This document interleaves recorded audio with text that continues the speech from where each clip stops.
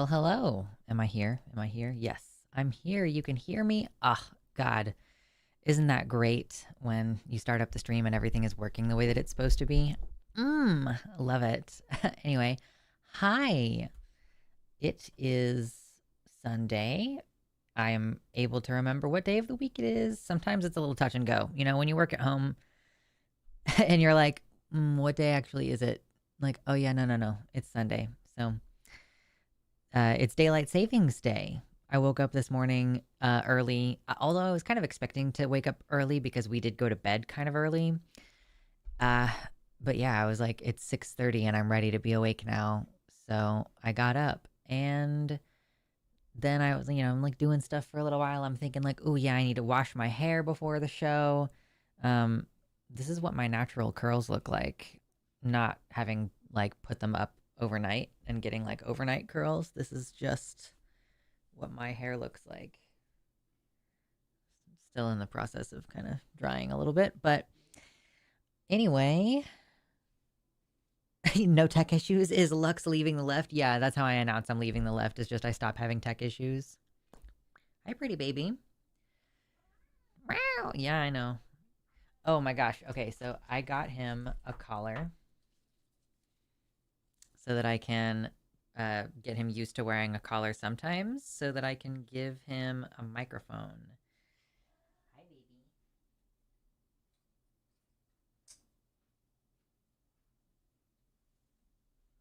Wah. He's so handsome. Look at him. What a handsome boy. With a little green collar. I might have to start actually like training him with treats to accept the collar because he does not love it. He'll tolerate it. He doesn't try to get it off of himself, but he does not like it. You pretty boy. Pretty baby boy. Aw. Interesting. Is that from Twitch? That's so strange. Um, I guess that was a Twitch follow. Anyway, I don't dual stream to Twitch. If you're wondering what the chat is on the screen, that is just my website, luxander.net/live. Are you a good boy? You are a good boy. Okay, I'm gonna put you down now. Goodbye. I'm leaving the collar on though. You got to get used to that. The chief of Chub, the king of Kilogram, the prince of Pudge. Yeah, I am going to take him to the vet soon. And there's like two things about that visit. Number one, flea treatment. Number two, prescription weight loss food for him. Shakespeare, I saw your good news earlier. Very close to getting the transitional housing. Hell yes, that's very exciting. Mama Mephistopheles got is it a promotion or a lateral move? Can you stop sharpening your claws on my comfy standing pad? What's your Twitch? No. Don't follow me on Twitch. I don't do Twitch. I mean, I've thought about it, but like, I'm not trying to like, I don't know. I guess everything that I buy for the stream is tax deductible, and I am in touch with a CPA now, so I'm gonna have an accountant do my taxes this year. But yeah, it would cost me like $150 a year or like $20 a month or something like that, depending on what service, to stream to Twitch at the same time as YouTube. And I was like, I already have 30,000 subscribers on YouTube, which is what the whole logic was behind starting my stream as a YouTuber and not a Twitch person, even though Twitch is more well known for streams. Excuse me. Mephi says, lateral move. I'm going from general caseworker to housing specialist caseworker. Nice. I heard that you were going to be on Takis. You got to do a Friday show, Cause I Wanna, last month, and I heard that Mama Mephistopheles is going to be on the Transatlantic Call-In show this week. Is that the case? Or is that not till the 13th? And then I also heard that Riverboat Jack might be on Transatlantic Call-In show this month. So what a special time of year for you. Someone said in chat earlier, who was it? Someone said you're doing great on the line. Who was it? Whomst. Language of horses, thank you, said you are crushing it on the line. I appreciate that. I feel like we've been doing good. Yeah. I'm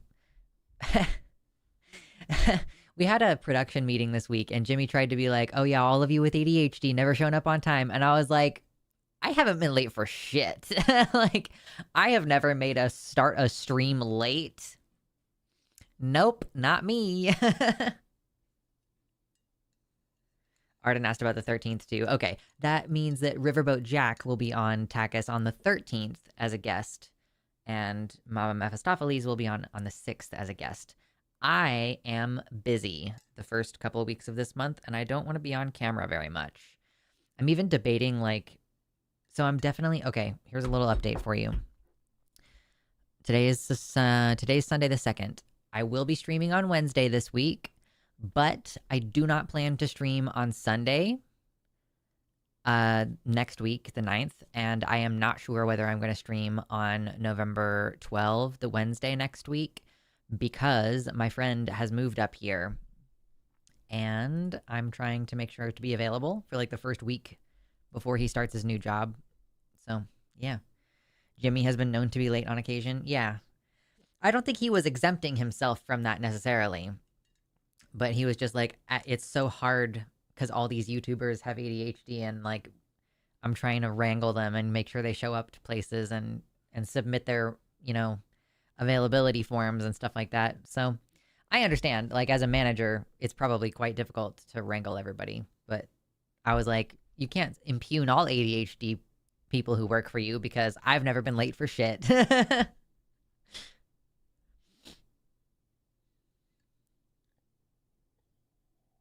Mm. Cold tea. Yummy, yummy. It's Gayfesh. Hello. I really love that shirt. Thank you. You know what? This is my merch. So I will say, I probably should like take selfies with this. Ooh, by the way, subscribe, hit the bell. That notification thing just came on. Oh my God, Patreon, subscribe for $1 a month. That's crazy. Anyway, this is like it's like a workout tank top. So it has these big open sides, and it's not like something that you can wear without a bra if you have titties. I mean, unless you want to, wear it around the house and show off a little, but, it's not ideal for, it's good for situations where you're going to be wearing a sports bra, usually. But I like it. And I think that there's another tank top as well on my merch site. It's just, oh gosh. It's like there's the male cut and the female cut, right? So this is like the female one, and there's like a unisex one. That's probably going to fit kind of baggy, whereas this one is a little bit fitted.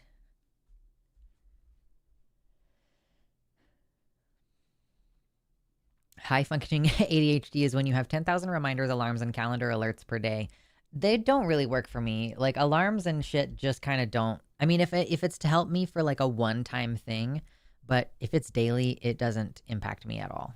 It doesn't help me at all. I didn't think I was going to need a snack, but now I'm thinking maybe I should grab something. I'm just realizing, like, oh no, the hunger. Hit the bell for Mitternacht. True, hit the bell for the baby boy. My little baby man.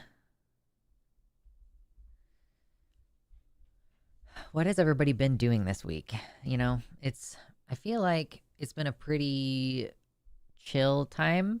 I'm not paying like a ton of attention to the news, so that has helped me feel like it's pretty chill. Again, still mostly dealing with my own personal shit, so I just like do not have the bandwidth to pay attention. We watched Beau is Afraid for the podcast, and that's going to go up soon. And then we're also watching Eddington this weekend. I started it last night, and then my partner was like, let's go to bed, and I was like, it's really early, but okay. And then I got to wake up really early, which was nice. Go to bed early, and then you get to wake up early and enjoy like a quiet morning. Isn't that cool? Good night, Yazra. Have a good night.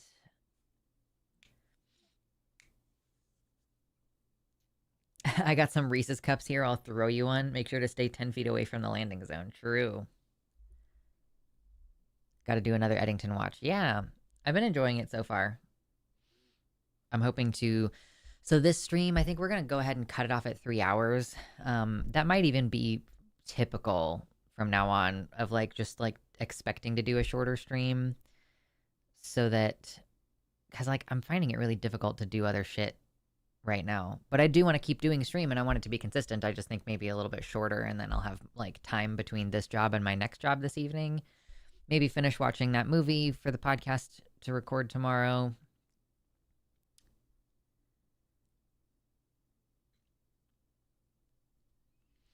Dally says I've been knitting a bunch. Always good. I've gotten in the habit of going to bed late and waking up early. Yeah, I can't do that. I have a very, very poor sleep quality while I'm actually in bed. In fact, I was heavily researching mattresses this morning, and I am considering pulling the trigger and buying a new bed. I haven't talked to my partner about it at all, so I would need to if I was going to actually move forward with that. But I was at least trying to get an idea of what options there are, because here's the main problem. Here's the problems. So I have a relatively inexpensive mattress because at the time, heavily reliant on donations when I moved out of living with my partner. And then we moved back in together. But like during the move out part, I needed a bed. And so I spent, $250 on a mattress from Amazon. And it's like a spring mattress with, I think, like a 2-inch memory foam built in topper kind of thing. So, and then we already had, like when I moved back in with him, we previously had already had like a 4-inch memory foam pillow topper thingy and mattress topper thing. And so that's what we have basically. It's like 6 inches of memory foam and then a springy mattress underneath. And my partner has restless legs, so he shakes the bed constantly. And it gets too warm. The memory foam, retains a lot of heat. So it is like hot and sweaty, but then also we sleep with a fan. So you get hot and sweaty in the night and then it's cold because the fan is on. So it's kind of the worst of all possible combinations. And then probably it's also not the best for my joints and stuff. I need like a firmer mattress, and I think probably the memory foam topper stuff makes it like too soft. So anyway, that's like the combo struggle that I was having to research around this morning. Chunyi Snow Paddle, hello, says thanks for all the content and your perspective. I'm super glad to have found you as a trans person on an island in Oklahoma. It's good to see we survive and will thrive. Yeah, I mean, I'm not going to say that I'm thriving at the moment, per se, but yeah, I hope that, you can get to a place where you feel like safe and confident. That would be good. I heard recently that your mattress should be firmer if you weigh more and softer if you weigh less. So I'm kind of making some decisions operating under the assumption that I have a connective tissue disorder, kind of regardless of whether I actually get diagnosed with one. I would like to see a doctor about it, but it's basically like you need some flexibility in the shoulder area, but you need more firmness in the hip area to keep your spine in alignment. And so having like different zones of support through the mattress is important. And you can't have one that's too soft because that can cause your joints to like rotate out of place. Which like I guess kind of makes sense. Like especially your hip, like I can see it like if your hip sinks in too much that could pull your leg out, which then fucks up your spine. Anyway, so, I'm in my 30s. I'm starting to take shit like this seriously. I'm like, listen, it'll be like on a credit card or a payment plan or something, but if I need to get like a nice mattress, because again, the one that I have right now, $250 mattress, which is great, and it was like brand new from Amazon, came in the mail and I just unrolled it and it puffed up, which is great, and I'm glad. It was a super good option at the time, but also I'm over it. Also, it would be different if I was sleeping by myself because it's like a big part of the problem is that like I get woken up by a person who's moving.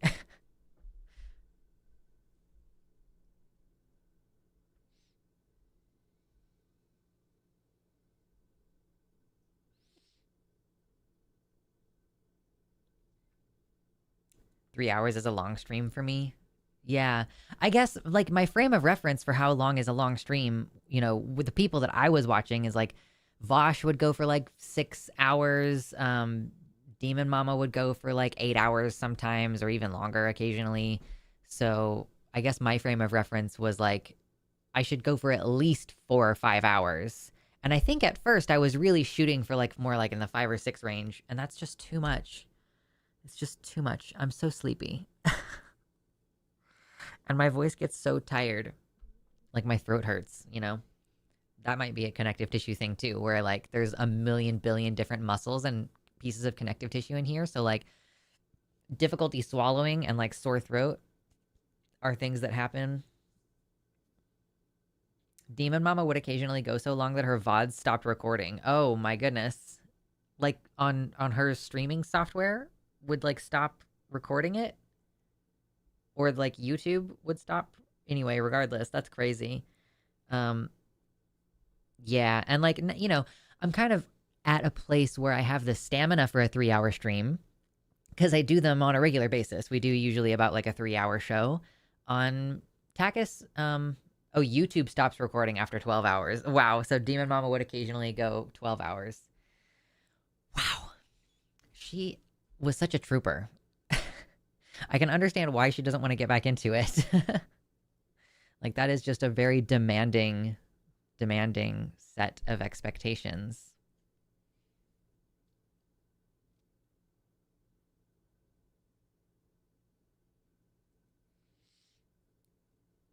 Been wallowing in sorrow, drinking a lot more wine than I should. Yeah. Yeah. I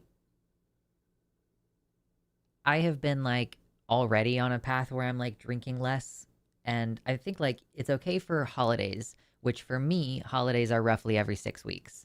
So I think if I get like a bottle of wine or a bottle of wine and like a small thing of whiskey, sure. Um and like drink 2 days in a row on like Halloween night and the night after, for example, then yeah, whatever. And then maybe on Friendsgiving as well. Maybe a couple of beers with dinner on Friendsgiving.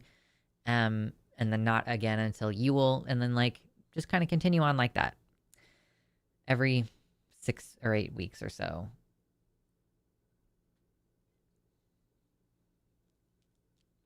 Southern Autism, great name, says, good to see you. Good to see you. Trans in Tennessee here for all my fellow people, especially in the bad states. Please don't give up. You are special and you are valuable. If I can be strong, I know you can. Absolutely. We don't want to have too much survivorship bias. Like, I think that we should be telling people, though, that like they can be often surprised by the depths of their own inner strength. Like, I think, some people are obviously going to be more sensitive than others, and some people are going to have a harder time than others. But I do think that it's best if we kind of engender a messaging that, like, you can make it through much more than you think you can make it through. Even if you end up traumatized on the other end of it, like, I'd rather have you alive and traumatized than have you dead. So, oops. Okay. That's not something that I need to look at. Okay, cool. No.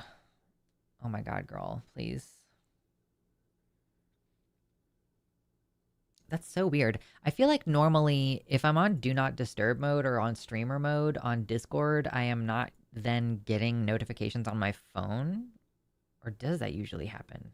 Am I just lucky and I don't normally get notifs? I don't know. Anyway, regardless, my phone's blowing up and it's just because people are talking in the line production Discord. But yeah, anyway, yes, generally I think we should tell people like you have more inner resources than you think.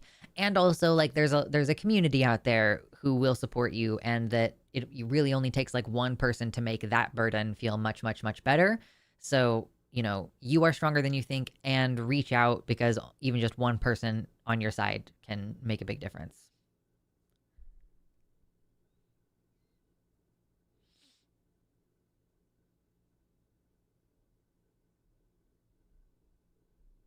Southern neurodivergence, rise up. The South will rise, but different this time.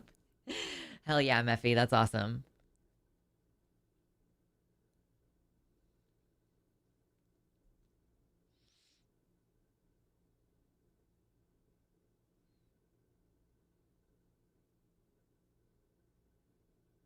That's so true. Yes. Shakespeare says we get through this together. When you go through insane trauma, lean on your communities and find your people.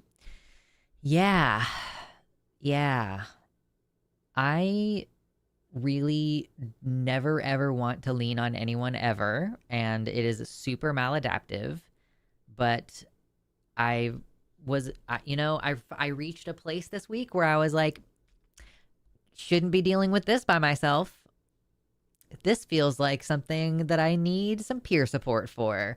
So yeah, I reached out and talked to a couple friends, and boy, it made a big difference. And the fact that people will like check up on you too, like people follow up a few days later and be like, "Hey, is there an update? How are you feeling?" I'm like, okay. Just the fact that people care enough to double check is like, see that is a thing that you need. It's critical. If you hate being around people, it sucks to be you, but you have to do it anyway. Oh gosh.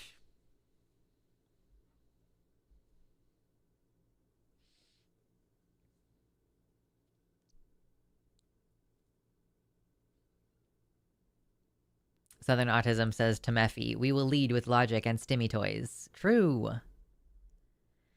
I'm exhausted from insane trauma. I mean, yeah, honestly, like it's the thing is like it's so tiring, and when it's coming at you from like every direction, ugh. I guess not every direction. Like I said, my friends are doing, my friend relationships are doing well right now, for the most part. But I mean, not like anything negative is happening, but rather like I'm just a friend who doesn't keep in touch with people very well. So I'm like, yeah, all of my friendships are doing okay. Some of them I just am interacting with more than others because, boy, I have to struggle to like talk to people. I have insane trauma. What do I do when I become nonverbal at my job? I cannot help you. I never have this problem. I never go nonverbal. My younger sibling does, and I find it really frustrating, and I have to try to be really patient and like calm because I know that it's not really in your control per se. But I don't know how to help with like actually being in it. That is not something that I know anything about. Good Lord, that's a text message.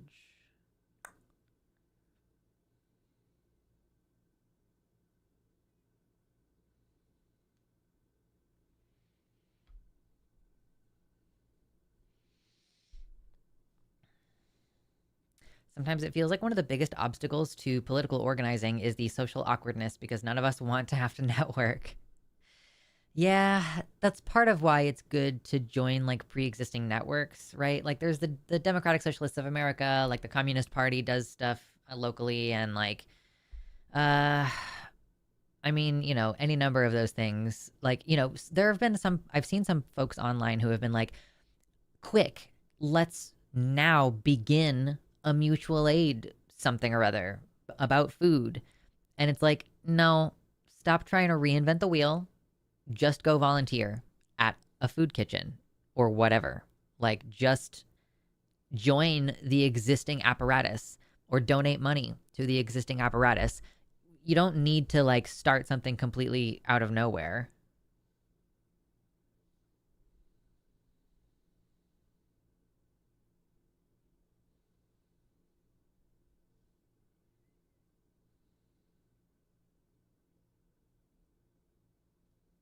Hello, Kitty Tick.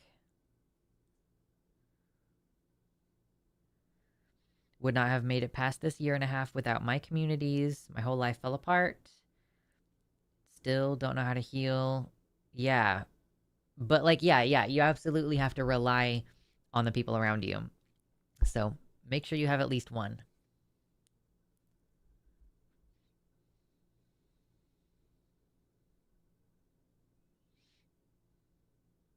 McKenna, hi, says, I'm a trans girl living in Portland. Just want to say thanks. Found you through the line and just needed some trans solidarity today as I'm sort of in crisis. Yeah, I am sorry to hear that. It seems like everybody is kind of going through something. I just feel like so emotionally drained is kind of my primary thing. So, yeah. But I'm taking it a little easy this month. I think part of my issue too was like this past month was my first month working at the Lion as kind of like full-time quote unquote.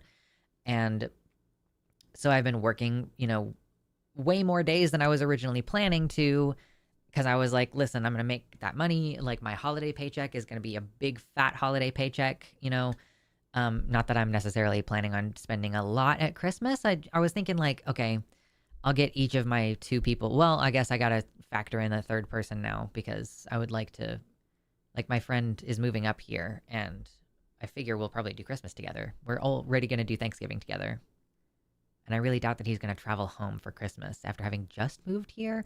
Doubt it. Anyway, so I was originally thinking maybe like I could spend a maximum of like $100 on each person's gift and then like, maybe put another like $100 um into stockings.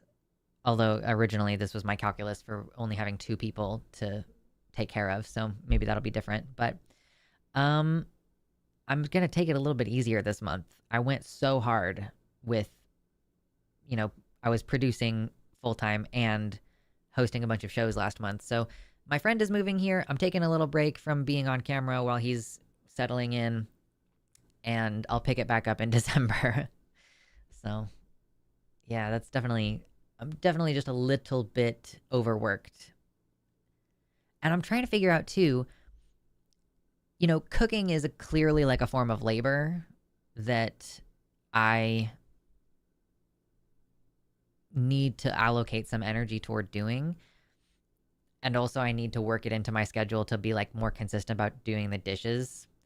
So, yeah, it's a whole lot of like how much should I really be expecting myself to be able to work, or like how early in the day should I start doing stuff if I know that I'm going to produce and then cook dinner later tonight. So, yeah, just lots of how the fuck do you allocate your energy?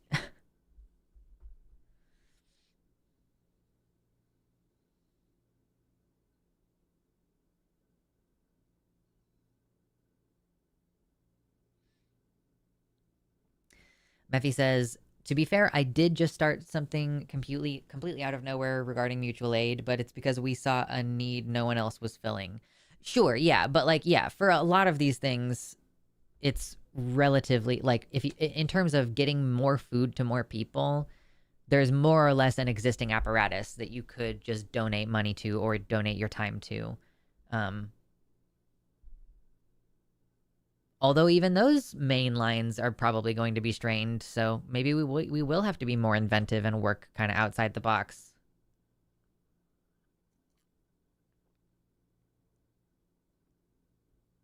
100% household labor is labor. Yeah, so I'm just trying to figure out like how much of my time reasonably should I be spending like on actual rest? And then like okay, starting from this time to this time, I'm going to have a chunk of time where I'm basically working. My sleepy raccoon. Hi, evil Cupro. What's up, sleepy raccoon? I hope that I don't look like a raccoon. I hope that my eyes are not that dark.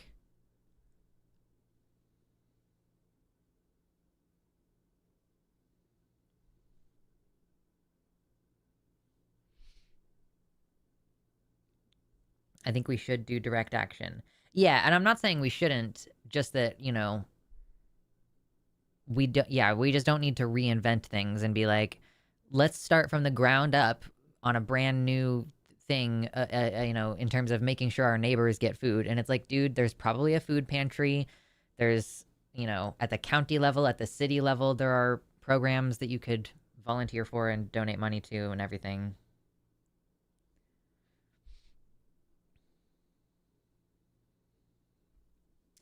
And yeah, Mephi already works for a political action organization. So if you're making something happen within that framework, that's kind of what I mean is like join an existing thing and then like they can help address the needs because they have the resources and they know what needs to be done kind of on an institutional level. Oh my god, I have a loose hair on me. Hell yes. New job will be less intense than my current one, so I'll have more energy to focus on activism work. Yes. That's good. So, yeah, I'm excited. As of tomorrow, I think my friend is gonna start on the drive over here, and I'm expecting him to be here on Thursday. So, yeah, that's what I'm looking forward to this week. Other than that, it's mostly just like I'm working and I feel terrible. It was really nice waking up early today, though, so maybe I'll do that. Like, maybe I'll try to make a habit of waking up early and spending some time. Dude, the part of the valley that I live in is like, it's pretty foggy in the mornings, and it's lasting longer and longer now, which is pretty great. I'm excited. It's very spooky outside.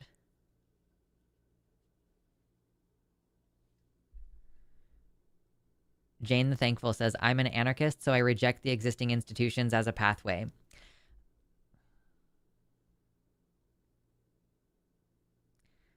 I want to restate what I said because I think maybe you did not understand. When I say, like, we don't need to reinvent the wheel, we can use the existing frameworks to help people during this time. And to be clear, maybe I left out a little bit of context that I assume was heavily implied, that SNAP benefits have just been paused. And so people are talking about mutual aid a lot in terms of getting their neighbors fed. So when I say let's use the existing framework, I mean the food pantry, which is not necessarily a government thing. Maybe sometimes the government will send money to them, but it's usually like a nonprofit organization. So assuming that you did not understand that, hopefully now you can understand that I'm not saying to rely on the government. Does that make sense? Have we gotten over the language barrier that we were experiencing?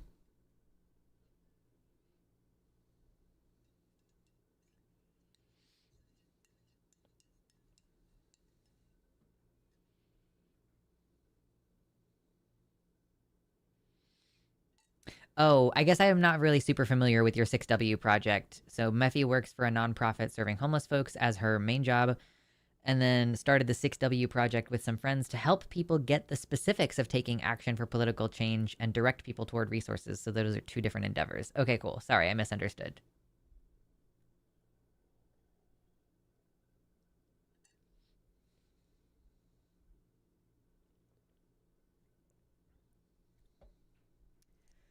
Yeah, and food banks and stuff are great because, like, oh, and you should donate your money to them, by the way. I'm going to keep harping on that. Don't donate food to a food bank. Especially don't go buy food to donate to the food bank. You know, first of all, you don't know what they need, you know, because they might have a shortage of something or whatever.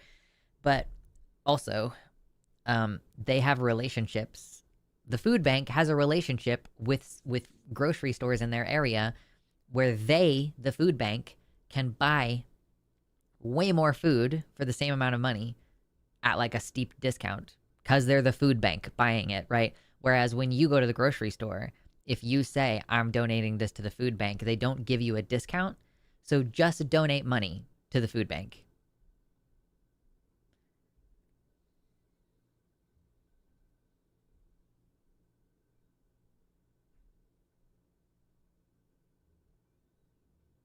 Yeah, donate food if you're not going to eat it, I guess. If it's, you know, still good and edible and fresh.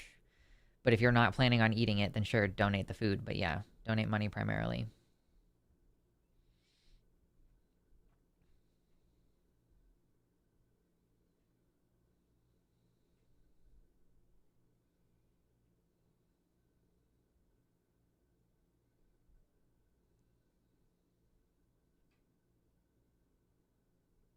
I was reading Shakespeare's kind of big comment. Grant writing? I don't know anything about grant writing.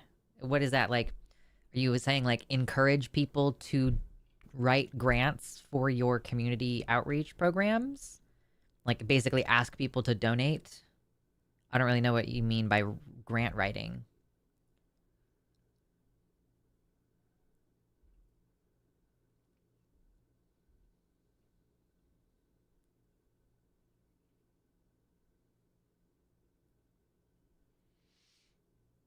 Ultimately, we should start growing food ourselves and establish direct distribution processes. I mean, okay, so first of all, I don't disagree with you. It's just not the right time of year for that, regardless. Like, regardless, this is a time of year where that wouldn't be an option for a lot of people. Like, what I do is I buy groceries at the food, or sorry, I buy my groceries at the farmer's market wherever possible, including I've been, it's like more expensive to buy meat locally, but I've been doing it anyway because I'm trying to make sure that those farms are, you know, well put together when the global supply chain falls apart. Like, I want to make sure that I locally am keeping these farms running and in business and doing well. So, and also because they do donate food, right? Like, in fact, I think that farmers locally are more likely to donate food that didn't sell that's about to spoil versus like Walmart will just write it off on their taxes and throw it in the garbage. So that's kind of what I do. I have a community garden plot that I didn't really do much with this year. Shit. Oh man. Might even be a little bit too late for me to. I was going to put some cover crop on it for the winter, but it might be a little bit too late for me to do that now. Shit. I guess I can go and try to buy a bag of cover crop anyway and see how it goes. But I didn't end up doing anything with it this year. And I guess even if I do something next year, the whole point is like it's a learning experience and I'm going to just dick around and see what I can make happen.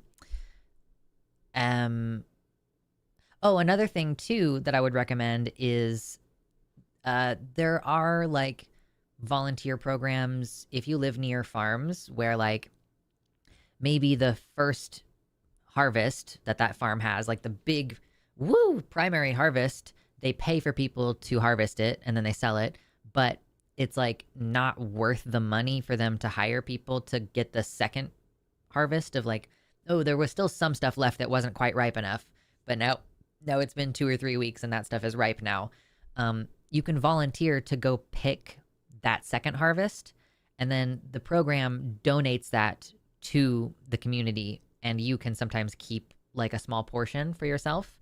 I did that this year, and I still have filling up my refrigerator the fruit that we picked, and I think I'm actually going to throw all of it away because it's like a huge thing looming in my mind and like taking up space in my mind in my kitchen, and it feels like an overwhelming task that I'm already dealing with a lot of stuff, and like learning how to can or processing a bunch of this fruit in order to dehydrate it, like whichever way you spin it, I'm just feeling really overwhelmed about it. And I think like it was a good idea. I still, I functionally like I helped pick and donate at least 10 times the amount that I took home.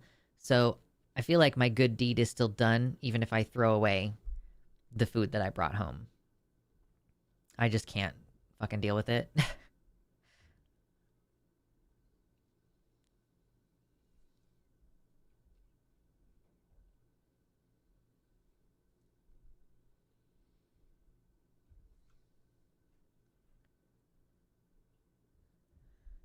Grant writers are the people who get the grants. So you basically write a letter asking for money.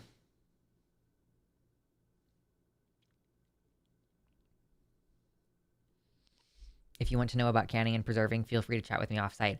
I feel like I know a lot about it. Like I have 2 giant books over here that tell me how to do a lot of stuff like that. I have the USDA document from like earlier. I made sure to download it before Trump would have fucked with any of the stuff on any of their websites, like the USDA official complete guide to home canning, from most recently updated in 2015. Downloaded that. I know everything I need to know about it.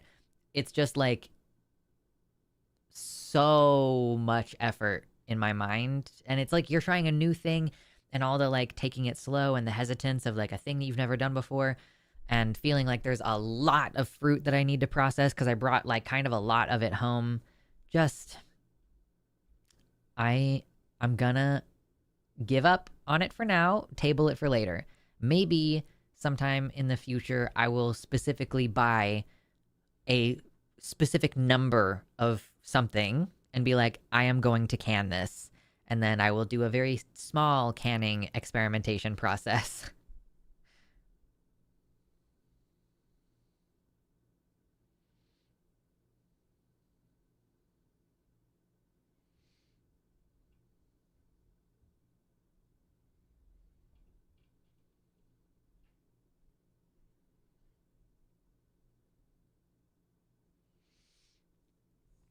Government grants fund a lot of nonprofit services, which you should remind people of whenever they say, why does the government have to take care of people when we have charity? It's because so many of the most crucial charities are also propped up by government money. Interesting. So, like, nonprofit organizations will apply for government grants. So, functionally, they are receiving taxpayer money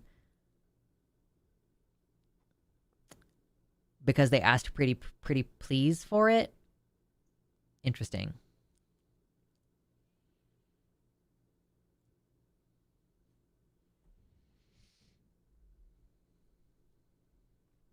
Hank Green recently talked about the fact that the SNAP system is good because it uses extant distribution methods like grocery stores rather than being parallel, because anything parallel will always be less. I think he had someone on who works with this stuff and knows about it intimately. Yeah, I watched part of that video and then I was like, wow, this is really depressing, and I stopped watching the video. But I did see, yeah, he brought on someone who works for a food charity, and she was like, normally during a government shutdown, we get funded, but rarely do they go on long enough to last into the next month.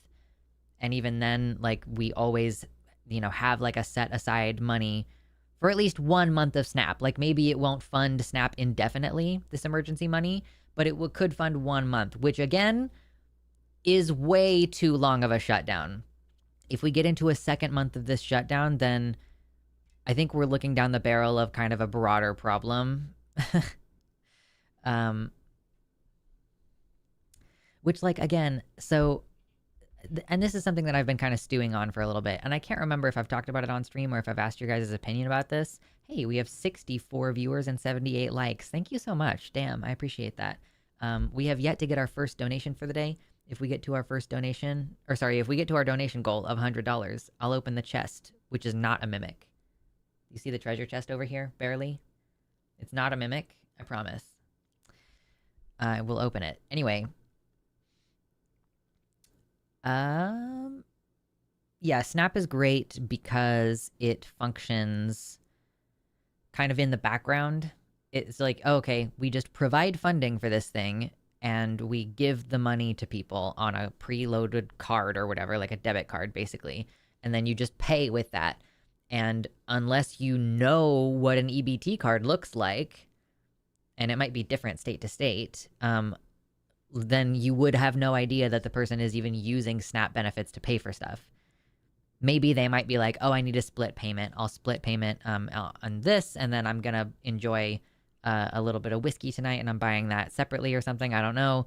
I guess it wouldn't be whiskey at the grocery store. The most you could get at the grocery store would be wine.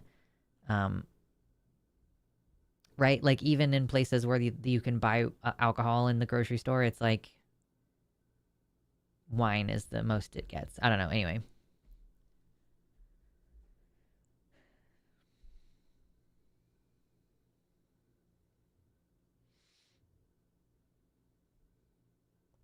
Invest in a good all-American pressure canner. Well, I'm not really planning to... Okay, yeah, like I will at some point, probably, maybe, I don't know. But I'm going to start with just a regular hot bath canning process because I already have a pot. Oh, yeah. Thank you so much, Bobtailed Trucker, for the $50 super chat. That is so generous. Thank you so much. I really appreciate that. YouTube does take like 30% of you guys' super chats, so I do, and also I don't receive them until next month, but I still appreciate them. I'm still adding it to the goal. Just for your frame of reference, it is a little bit better to do them directly through the website, but super chats, again, they do, and super chats boost my algorithm shit too, so it's not all bad. But thank you. That's so generous. You can't get whiskey at a supermarket? Yeah, no, you can't. Yeah, yeah, like you in places where you are not really supposed to have strong alcohol in the grocery stores, you can have up to like what is it, 3 or 5% beer, but like I in Kansas, you could not get wine at the grocery store. So you would have to go to the liquor store for that. And I think here, yeah, it's you can get stronger beers and wine in the grocery store, but you have to go to a liquor store for spirits.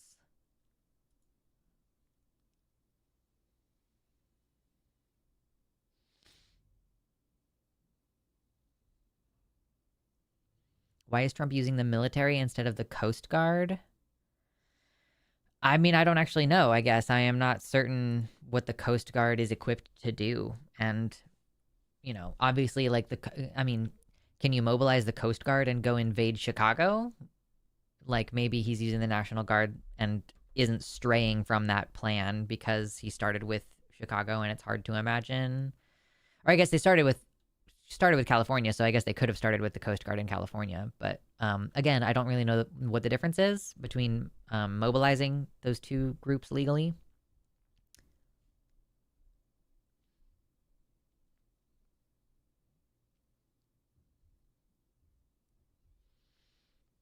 Codbug says, of the places I've lived, I've bought hard liquor in grocery stores in Wisconsin and California.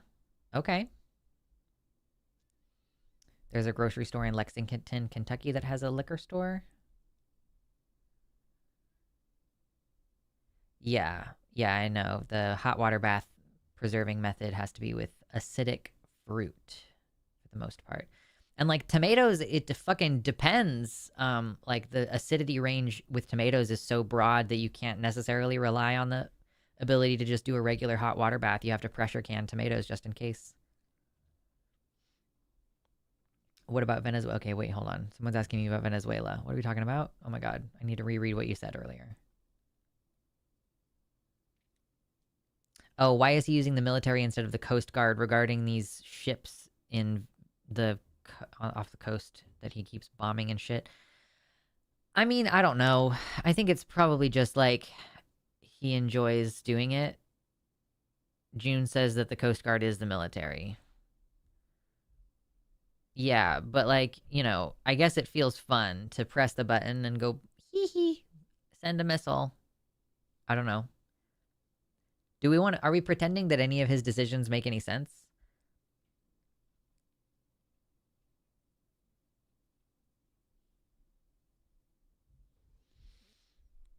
I've never actually had a hard liquor that I liked. I need my baby alcohols, like sweet wines or hard cider. Yeah, I don't really think you're supposed to like hard liquor. It's just like you drink it. I don't know. I don't know what to say. I'm not like, ooh.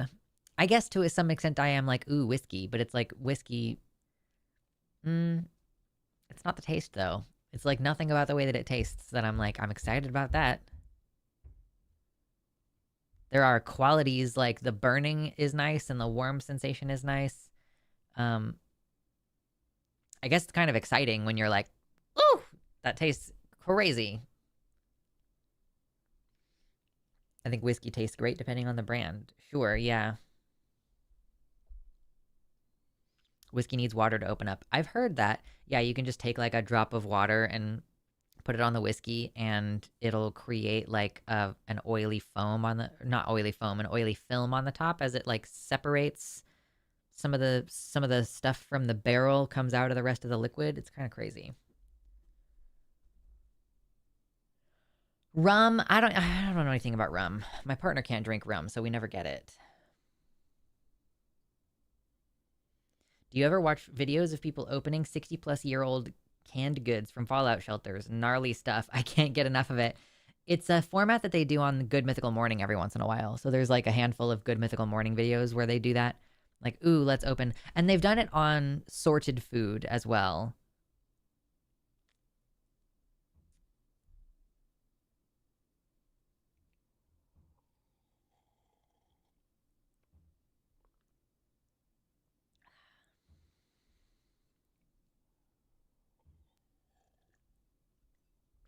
Also, like a lot of hard liquors are kind of like sort of, I'm not saying meant to be in all cases, but it's easier to enjoy a really strong spirit if you put it in something. Like if you balance it well, like this is what makes a cocktail good, is being able to take like a strong potent alcohol and make it, play up its strengths and take some of the edge off and add in a little bit of sweetness, or maybe, a little bit of saltiness to it or whatever, like just add a little bit of something to create like a well-balanced experience. And that's kind of like the art of mixology. I was reading something recently or watching something. I can't remember what it was. Wow, we're almost at 100 likes. That's crazy. Thank you so much, everybody. Uh, about like, okay, so alcohol has negative health effects, right? And it, you know, I was watching something that said that the study that showed that people who drink moderately are healthier than people who don't drink at all. Like, basically there was like a study that said, if you drink a ton, then you have poor health outcomes. If you drink moderately, those have the best health outcomes. Now, we don't necessarily know that there's a causal relationship, but that's what the data showed. And it showed that people who don't drink at all had slightly worse health than the moderate group. But then I was watching something recently that said the problem with the methodology of that study is that in the group of non-drinkers was included people who stopped drinking because of their health problems. So like the data on the non-drinkers was skewed potentially by the fact that former heavy drinkers were represented in the non-drinkers group, making it seem as though drinking moderately has the best health outcome, but in reality, the never drinkers had the best health outcome. So given that there are necessarily negative health outcomes that are associated with the use of alcohol, why do we do it? Like, evolutionarily speaking, why did we evolve alcohol as one of our things that we do? Like, and why do other animals do it? Like, what, there is clearly like a compelling evolutionary urge to, use substances in general, and alcohol is like the one that we have independently invented across all cultures, pretty much. And I think it's because it makes us fuck. I think it helps us perpetuate the species.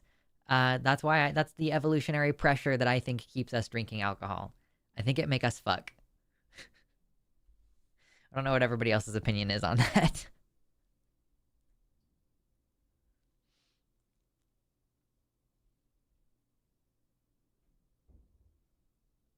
This is a good question for Forrest. Ask Forrest. I don't know. He's kind of like a general biologist. I think it might be more worth asking Erica, because she specifically has that focus on anthropology. And like, yeah, other animals have also come to enjoy, they specifically seek out fermented fruit and stuff. And like the dolphins that knock the pufferfish around in order to get buzzed off of the pufferfish poison. So yeah, I guess maybe it is a more, but I also don't really feel like I need to ask, because I think I understand what the answer. I think that the answer is because it make us fuck.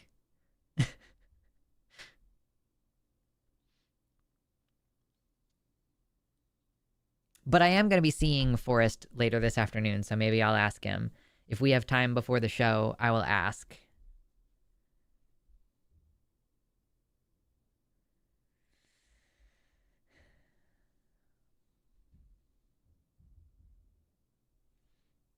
Alcohol is easy to make and makes us feel funny. I don't think there needs to be much more explanation than that. Well, I just think it's interesting to consider beyond just like, because it's fun. Like, yeah, like there are interesting questions to be had in that realm. You know, like it's an interesting question to ask, like why did females develop the ability to orgasm if their orgasm isn't necessary for reproductive purposes? Um, you know, and I actually went to an incredibly popular panel. It was a debate panel at a con called Convergence many years ago. And the premise of it was like the female orgasm, did it develop evolutionarily like on purpose or as an accident, basically? Was like, um, or like, was there a social reason for it or a biological reason for it? You know, yeah, does it exist for social bonding or whatever? And it's basically like, it seems like the answer is because the male orgasm evolved and the biology isn't that much different between like, I mean, human sexual dimorphism is like barely even happens. Like there's barely sexual dimorphism. It's honestly not that much compared to other species. So um I don't think that the female orgasm has its own unique reason for existing. I think that the orgasm evolved for everybody because it make you want to fuck. Like again, I think it's pretty straightforward, but I do still think it's interesting to think about what the reason could be. Like I don't think it's social bonding. I think it's because it make you want to fuck, and everybody want to fuck makes fuck happen more. I'm gonna get demonetized. Codbug asserts it's the same reason males have nipples. Yeah, I mean, again, because we are barely sexually dimorphic, and all it takes is a little switching on of this or that, and then you fucking completely change your developmental pathways.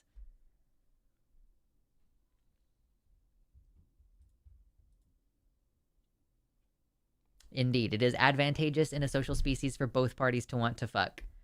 It's advantageous in other species too. Who was I listening to recently who was saying that so snakes, was it Arden who was telling me this? Like snakes, who the fuck was telling me this? Anyway, so it was, I think it was like a snake that was like when they fuck, they have like a, like their genitals comes out, but they can also go in. So one genital goes inside the other one, which means that they can have gay sex. But even when they're having straight sex, like, yes, the male one usually goes into the female one, and she can like clamp down on it, and keep it in there and keep the male from going anywhere. And it's not biologically necessary for her to do that. Like the sperm thing happens pretty quickly. So it's just presumably because it is pleasurable that she like keeps it there. So it's clear across species, like even if we don't have like a clear indication of orgasm for the females, that like they participate in sex because they enjoy it and they want to. I fucking wish I do so many of these shows now, and like I listen, you know, on at work and in my free time, like so many different information things that I'm taking in, and I wish I could remember who said any of this.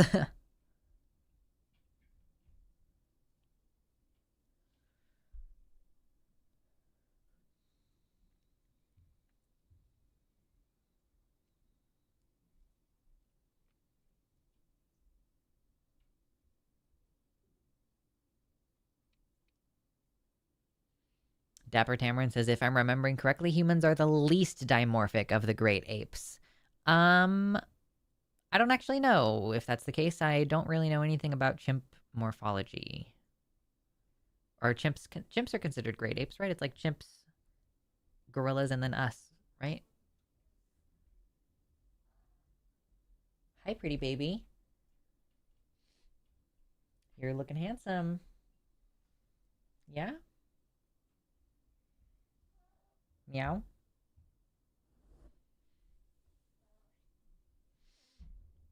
Yeah, Snake got that cloaca with the grip. Yeah, the gorilla grip cloaca.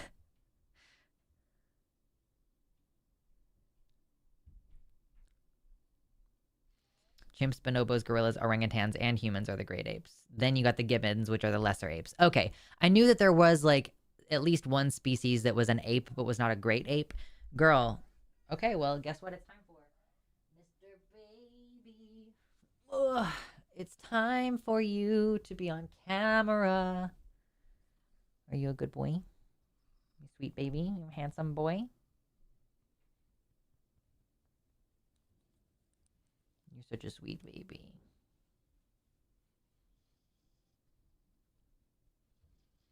Are bonobos great apes or superior apes? Because they do the social sex thing quite a lot. New good boy.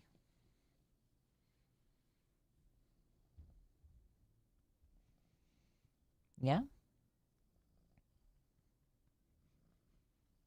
If I were a gibbon being called a lesser ape, I'd go bananas on their ass. True. Oh, man. Oh, thank you. That's so sweet of you. Appreciate that. Look at you, such a baby.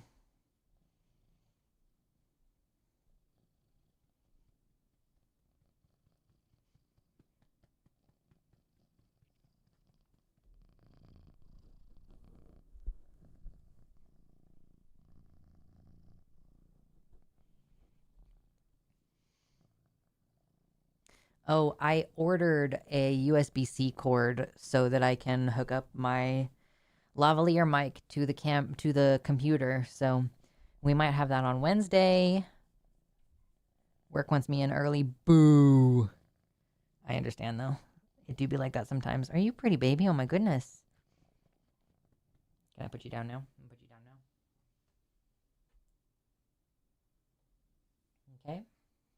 Do you still want my attention?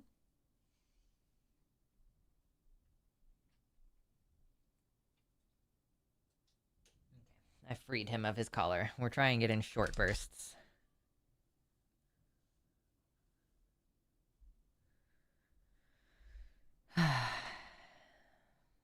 Yes, he's a good boy. I was just thinking of something and then I forgot. Oh well. Oh my god. But yeah, no. The lavalier mics, which someone finished purchasing for me on my throne wish list, which thank you very much. This I should be able to just clip to his collar. And then there's a receiver that I need to... Yeah, it's got a USB-C to plug it into my computer.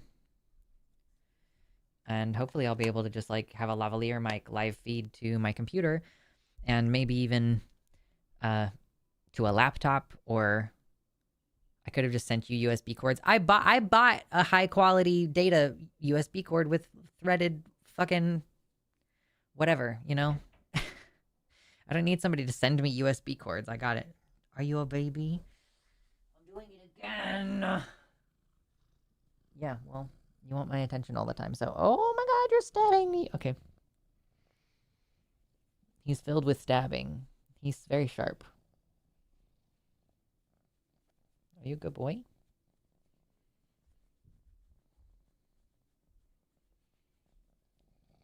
I admire the lifestyle of bonobos.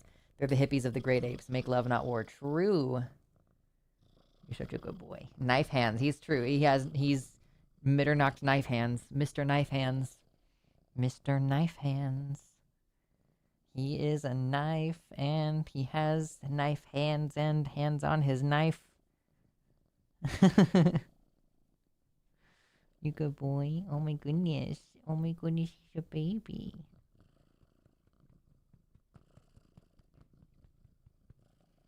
You beat him up a little bit. You gotta smack him around. That's what they like. You gonna kiss me?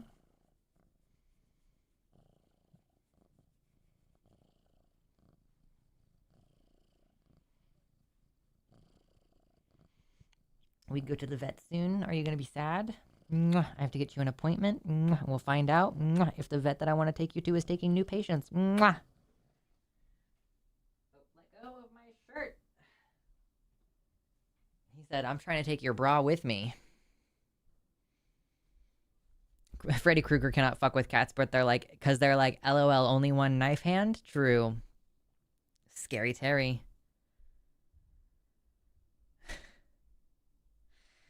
He's like that kid where it's like, he's like running around. He's like, what do you have? A knife. No! Like, that's.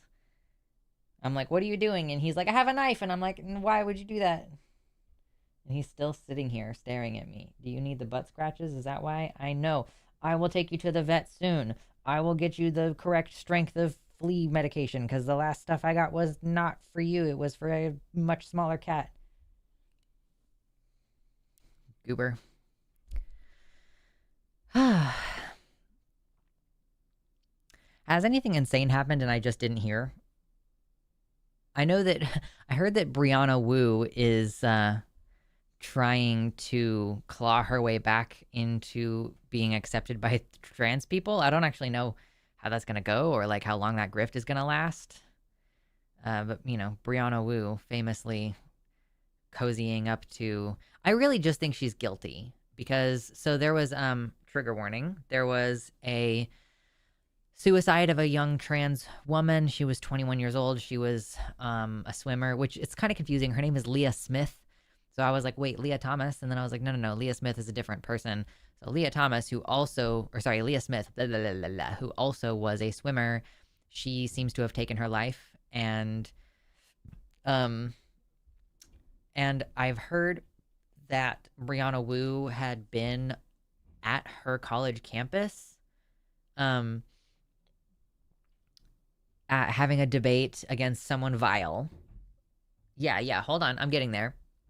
So I heard that Brianna Wu had a debate on this college campus against a TERF or something, you know, and we have had many conversations about like, is this functionally just validating the most extreme perspectives to platform them, to treat them as though they're legitimate, and that kind of culture of negativity and all this. And apparently Leah Smith had participated in some kind of opposition event at the same time that Brianna Wu had that event. So we're talking, it was probably like a couple months ago now that this happened, because her body was found and she had been missing for like a month, Leah Smith's body. So honestly, I think with Leah Smith having been found at a college campus where Brianna Wu, you know, engaged in the normalization of transphobic rhetoric, I wonder if she feels guilty about that, and that's one of her motivators right now, is just that maybe she doesn't care about anybody except herself. Maybe she's truly just like, they're being mean to me and they won't stop, and I keep trying to think maybe if I just concede some of my points, then they will stop being mean to me.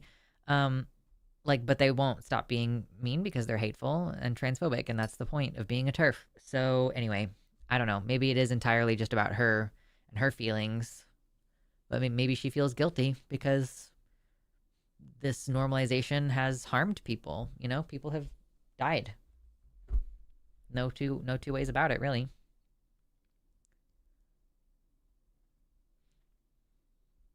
She's pulling the exact same non-pology grift as Hendrix. I think I missed that situation, but I agree. It's kind of a non-pology thing.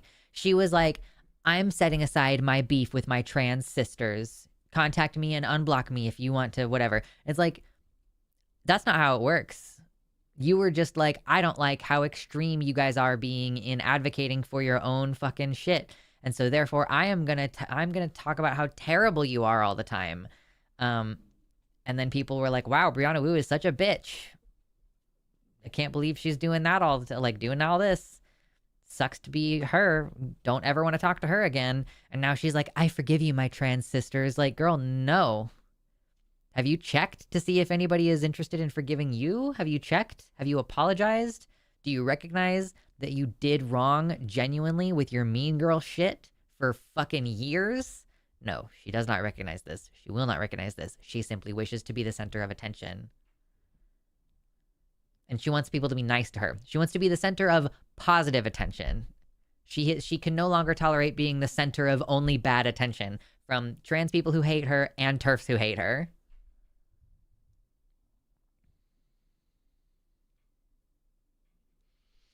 It's hard taking trans people who were born into wealth seriously as activists or community leaders and figureheads. Understandable. I feel like, I feel differently about I don't know, how do we define born into wealth? Like people say like Abby Thorne was born into wealth. And it's like, yeah, her parents are like doctors on the NHS. Like she was comfortable, but I would not describe that as wealthy, but I don't know. And also like the whole economy was different then. So it's not like now where there's like a hugely growing number of homeless people and everything. So like the distance, there's like a relative distance between. Cliff got a tier 1 subscription. I don't make many the money so I defs can't afford to do this for all streamers I watch, so I'd rather support a smaller 1p po hug. Thank you so much, Cliff. That is very sweet. I hope you enjoy your dicks and other emojis that you have access to at the tier 1 sub. That's awesome. I'll add that to my goals. Well, I'm assuming it was only 1 month. Maybe it was more than 1 month. So I will double check. It's like, am I going to get the notification? Is it going to show up and tell me how much the money was? Sometimes it does. What do you want? He's down there like, like what? What a punk.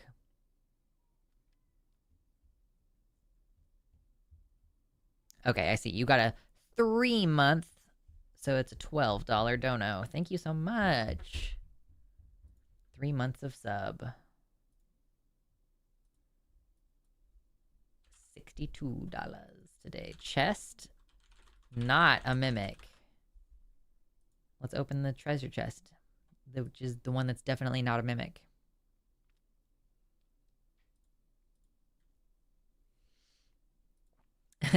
We have some Dix combos. Hell yeah. Hendrix is the pissed off lawyer at Legal Tweets who went full D-trans grifter, cozied up to TERFs, including JKR, and then said, I was infiltrating the TERFs and I'm about to drop the T. And people are like, is that why you were harassing and misgendering so many people? And then no receipts ever dropped and Hendrix went back to being a full D-trans TERF grifter. That's crazy. I've never heard of this before. That's wild.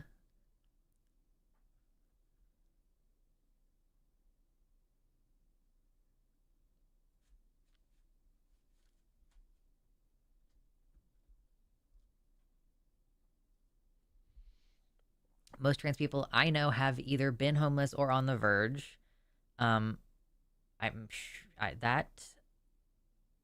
is broadly not the case for me, I don't think. But you are on the ground in a way that I'm not, so that makes a lot of sense. But there is a huge difference between being a member of a marginalized community and actively being marginalized.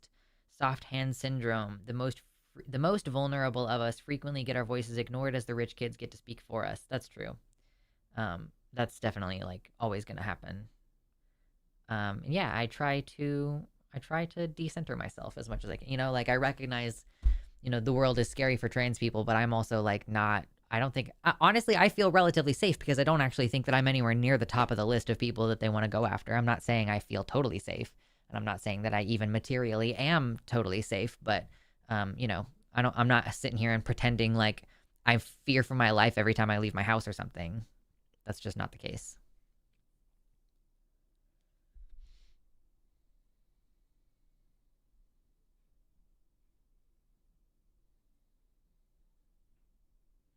Why can't we lift up D-trans people who aren't transphobic for once? I mean, I don't think it's well, okay, so here's the thing. I think the problem is D-trans people who aren't transphobic aren't seeking a platform. I've only known one, like, trans-affirming D-trans person who was, like, had a large platform and wasn't hateful about shit, So, because, like, if you're earnestly D-trans and you're like, well, this didn't turn out right for me, whatever, blah, blah, blah. You mostly are just like, I'm going to carry on living my life. And they're not, like, seeking to be in that position of, like, being super frame. They're not talking about it all the time. Like, it's just a totally different mindset.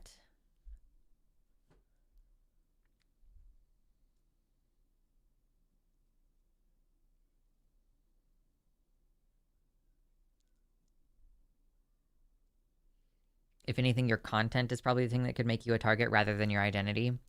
I mean, sure, but like, I feel like I'm not even as extreme as someone like Jimmy Snow. So, like, which one of us is more likely to get got, though? I think I'm more likely to get got because of my relative marginalized status. But who fucking knows? I'm non-binary, but don't fear for my life. I just fear the awkward, which is a privilege. True. I think bigger creators have a bigger target on their back in that sense. Yeah, like Hassan Piker getting pulled aside for additional screening when he was re-entering the country. Like, I don't. First of all, I'm not going to leave the country. That's stupid. Like not when I'm not planning to come back anyway. Not right now. But also, I don't really think that I would be under scrutiny. Like, I'm white, I'm femme, I'm small, I'm friendly, non-threatening individual. Really, I frankly think that the thing that makes me the biggest issue is like that I'm disabled, but I also do not use any government programs. Like, I pay in way more taxes than I take out in any kind of services or subsidies or anything, which maybe wouldn't have been the case if I had had health insurance, but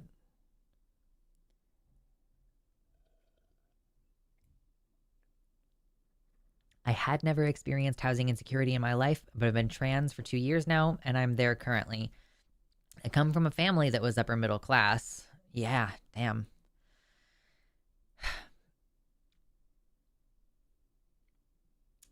I'm glad that there are specific resources for trans people, though. I know someone who is having trouble getting on housing assistance, and there is like a specific organization that helps trans people specifically with finding housing. So I need to check up again on her and see how she's doing, because we got her. She had to leave the shelter she was staying at, and we got her in in a motel, and she got a storage unit. And then I haven't really just had very many updates from her since then.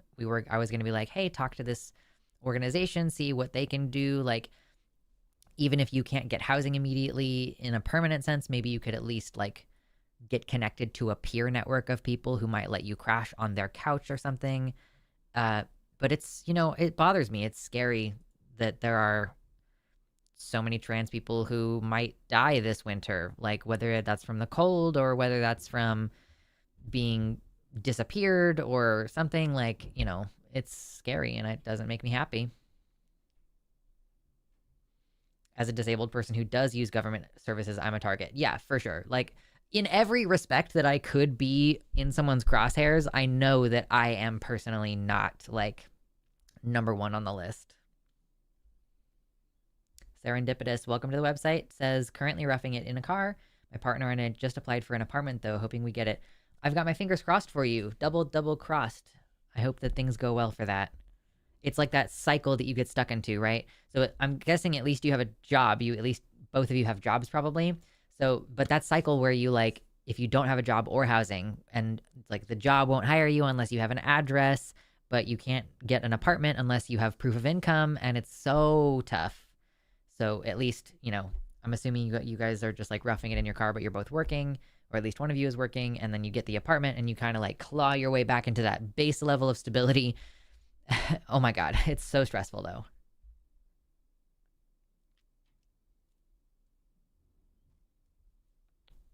Yeah, impressive that she managed to get a storage unit. She didn't need a very big storage unit, I don't think, so that probably helped. Like, you can get the smallest possible storage unit.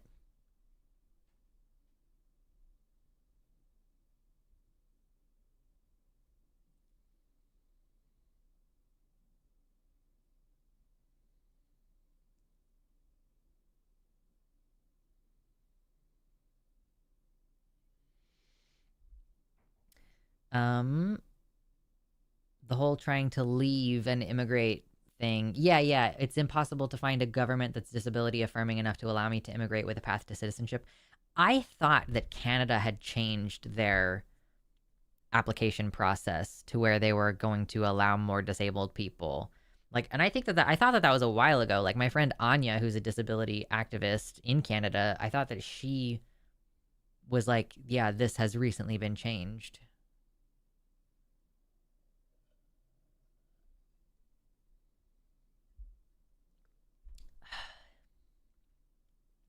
Okay, I'm just gonna step away for a second.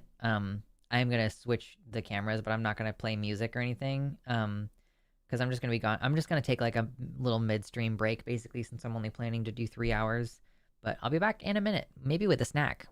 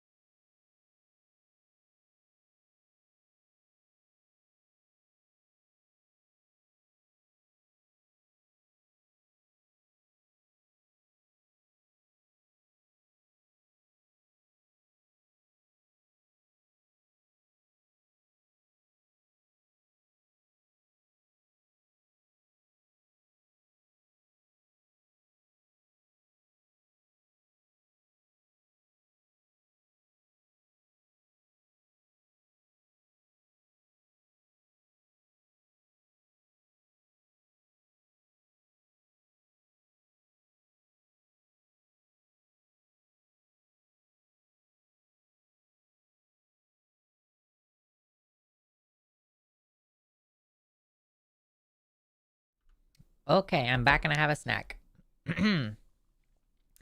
We dropped some viewers, but I know that the 44 of you who are currently here are the real ones.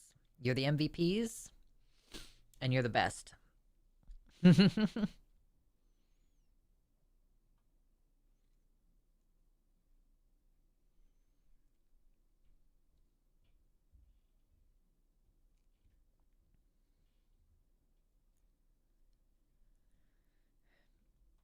Yeah, Rebecca says, I would let my place be a safe space, but the distrust and hypervigilance of people these days is so high it would cause me mental stress.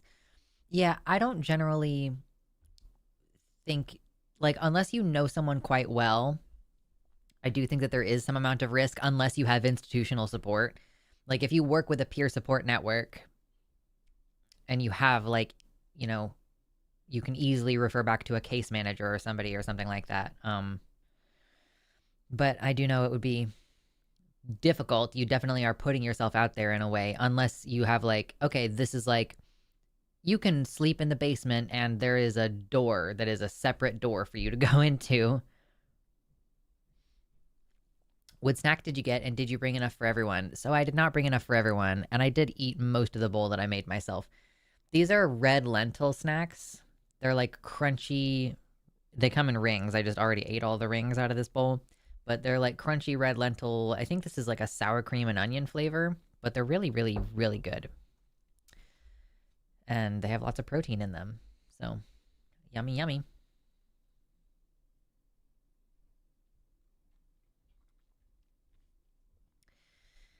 Had to pause for a moment. I'm hoping Naomi gets the help she needs. Coordinated entry is the thing she should seek out. It's the starting line for help with housing and stabilization.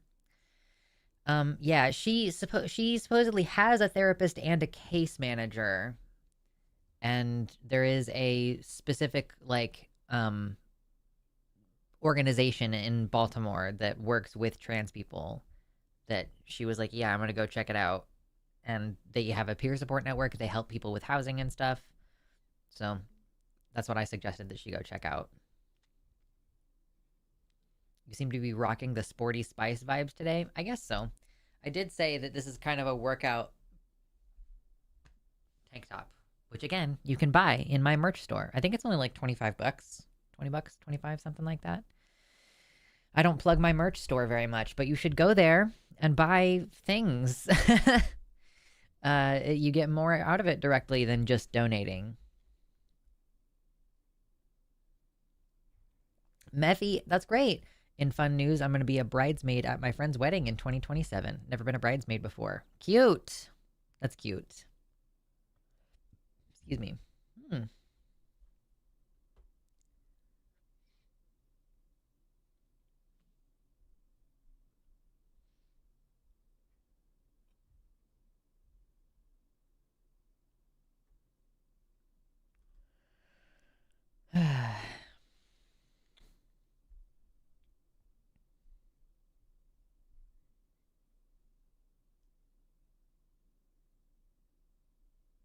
Is it? I really doubt it's the only merch store that sells tank tops and not just t-shirts, but it certainly does do that. Yeah. You guys know I've been thinking like, what should I have in my merch store? I guess we can keep the gender anarchy symbol, but I'm thinking I'll maybe reduce the total number of things that I offer with that. Maybe I'll slim it down to like just stickers, patches, tanks, and t-shirts and hoodies maybe. And then like cut it off there. I don't know. It's never I'm never very good at merch stuff. I honestly do wonder if that should be part of the process of like making a video though. If I should have like a shirt release with every video or something. Like if I say something fun during the video or I don't fucking know. Life is hard. There's a reason why this is typically done by like a company filled with people. Like media.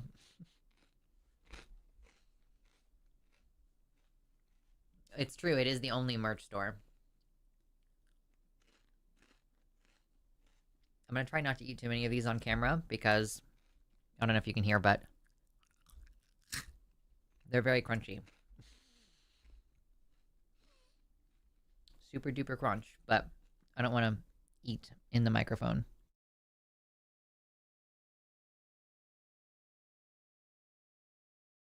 We're not eating in the microphone. What can we do today for the rest of the stream? Because if I'm being completely honest, I don't have a lot to talk about.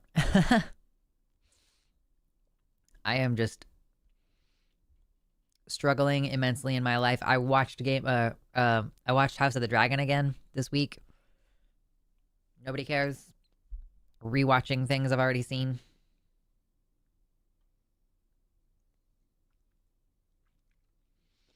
If YouTube has a way to search comments for the most common words, you can find what might make good merch. Like what people say in the comments most often? Possibly.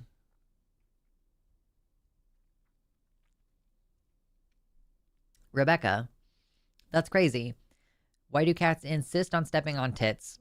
My cat steps on all kinds of sensitive places. He stepped like on my inner thigh recently in a way that I was like, ah. But like, I think it's because he was standing on top of like my artery or something. I don't know. It was like really sensitive. But Rebecca says also one of my cats that passed recently would randomly bite my nips. So I have hold on.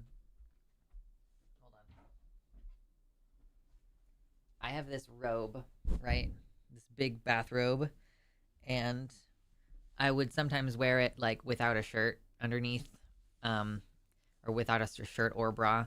And my cat Lucy, I would get him in my lap and get him inside of here, and then he would. So there were two different things that he would do while he was in there.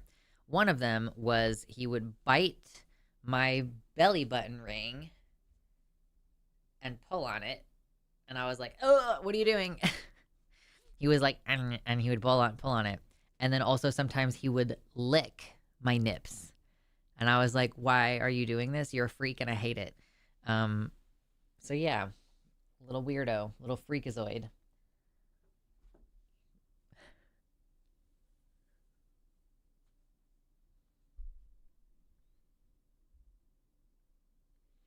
Can I get my Game of Thrones season 7 and 8 viewing time back, please? Yeah.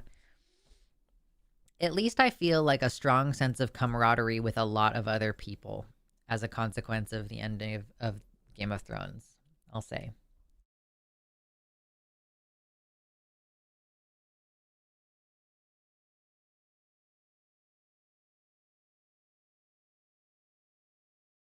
I've reached my daily gaming and knitting goals.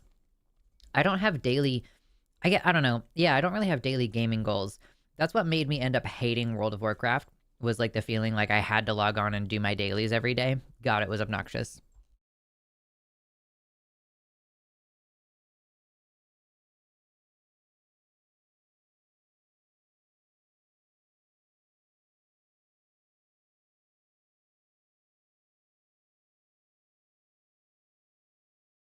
Crunch, crunch, crunch, crunch.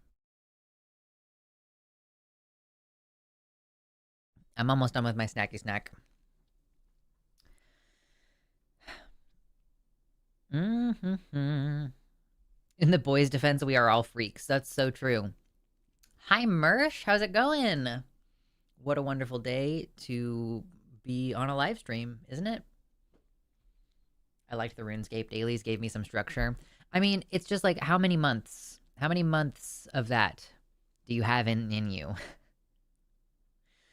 But I guess also part of it was like RuneScape is a free game. World of Warcraft is a paid subscription. So there is an extent to which I would feel like, okay, if I pay 15 bucks a month, then if I play for like 30 minutes a day, I feel like that would be worth it for, you know, how much it ends up costing per day. You know, that it's like 50 cents a day. If I play 30 minutes and it costs 50 cents, then sure. So it was just this like calculus of, you know, feeling like I needed to play a certain amount, and then also having the dailies where I was doing the same daily quests pretty regularly just stopped feeling fun.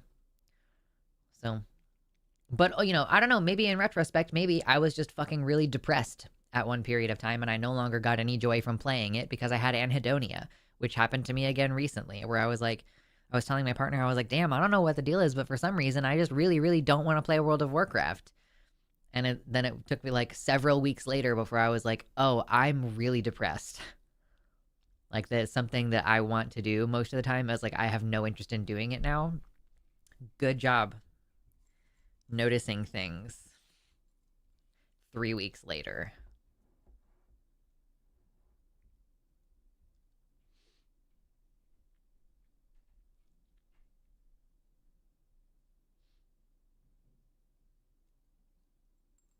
Oh, I didn't even know that there was an option to pay for RuneScape. Mersh says, my tiny house will be delivered next week. I'll be able to get internet and electricity again within a few weeks. I hope to be in the new house before Christmas, placing the tiny house next to my other house. owning the land, etc. Cool. Yeah, did you find out that there was some like real serious problem with your main house and so you're just going to like live in the tiny house until the stuff in the main house is fixed, or what's the deal? Like, are you just going to live in the tiny house permanently?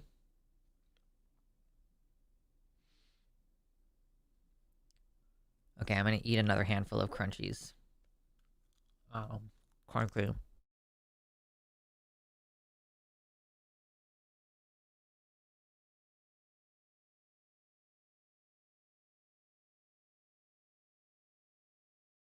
Have you tried not being sad? So true, bestie.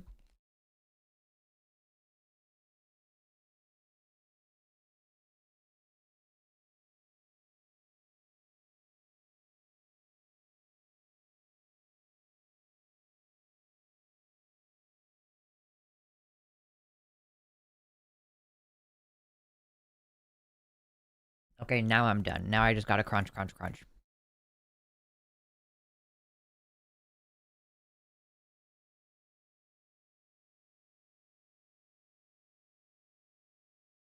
Apparently, it's always been an option to pay for RuneScape. I did not know that. It was fine to play the free version back in the day, but now you basically have to. Yeah, it seems like you have to buy the premium in order to access basic game stuff.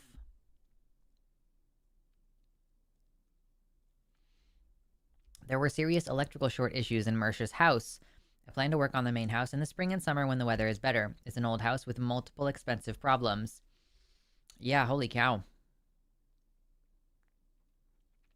Hopefully it doesn't end up being a huge money sink.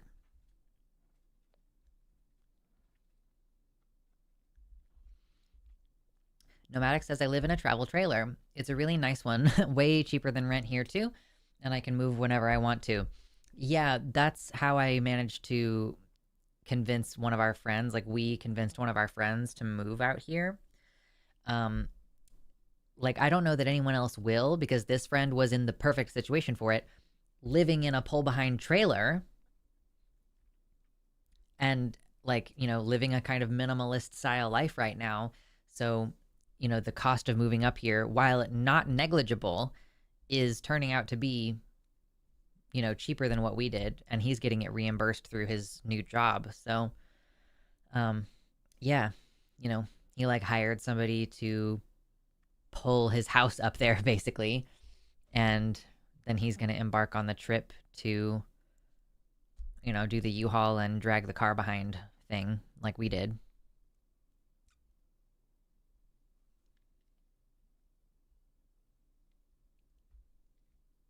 Oh yeah, you know, this is also another option. Have you tried not having feelings and simply being an emotionless cyborg? Then you won't be sad. True. Oh my god, true, bestie. Hold on, real quick. I was gonna look this up earlier, and I forgot, and now you reminded me. I'm getting out my DBT binder. I did a really intensive form of therapy a few years back, and I still reference it frequently because it is very useful. Dialectics. Here we go. Recognizing dialectical dilemmas in treatment. Dialectical dilemmas. I love to pull out my DBT book. Okay, so basically these are dialectical dilemmas in treatment where like some of these, there are like 6 different options for you to be in, like stuck in a particular mode. And the ones that you might be familiar with that you might be like, oh yeah, I know about that. Like unrelenting crisis, you know, you're overwhelmed with feelings of, you know, uncontrollable emotions. You're tearful, angry. You cannot even manage the social facade, right? So that's what we think of when we think of crisis, right? We think of like a person actively having a meltdown.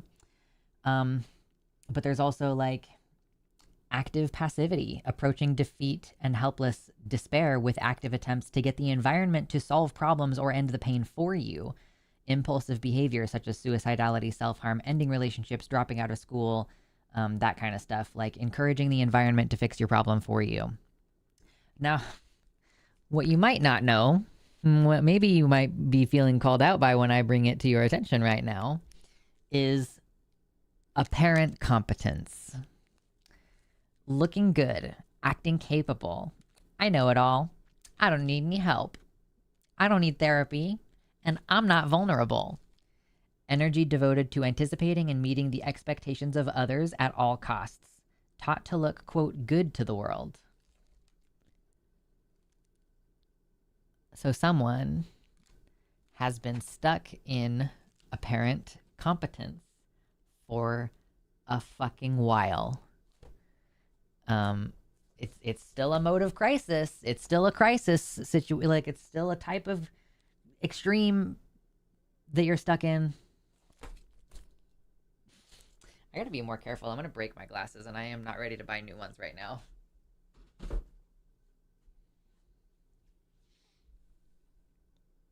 Hello, Sarah. Welcome in. Always glad to get new subscribers. I feel like the 1 minute of waiting between subscribing and joining is just enough time to deter like most casual trolls. We might have to increase it someday depending on if like how much more negative attention we end up getting, but excuse me.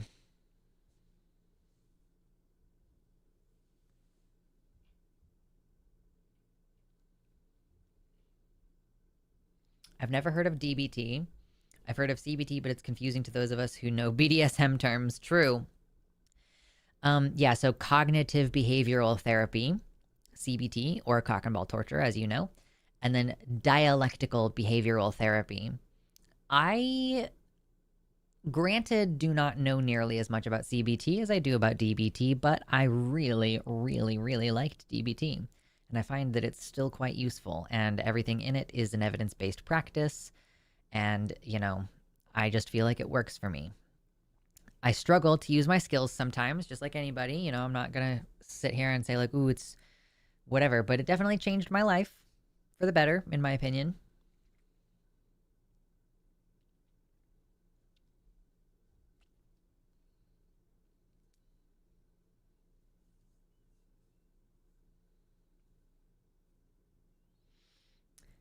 Benefiting from trauma-informed, developmental disability-informed, flavored combination of acceptance and commitment therapy. I've heard great things about ACT, yeah, as well as CBT, DBT, and mindfulness-based cognitive therapy. Yeah, they all have different, they all have kind of different strengths and like different situational applications. I've heard of ACT therapy before. I don't know. Anytime I'm in therapy for the rest of my life, I'm going to be like, by the way, the best framework for you to communicate anything you have to say to me right now is going to be through the lens of DBT.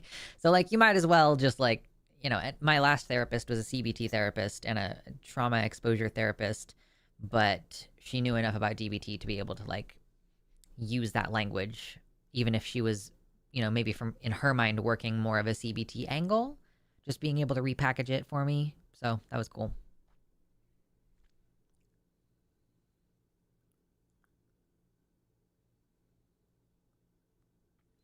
Yeah, ACT therapy pin number ATM machine. True. So true.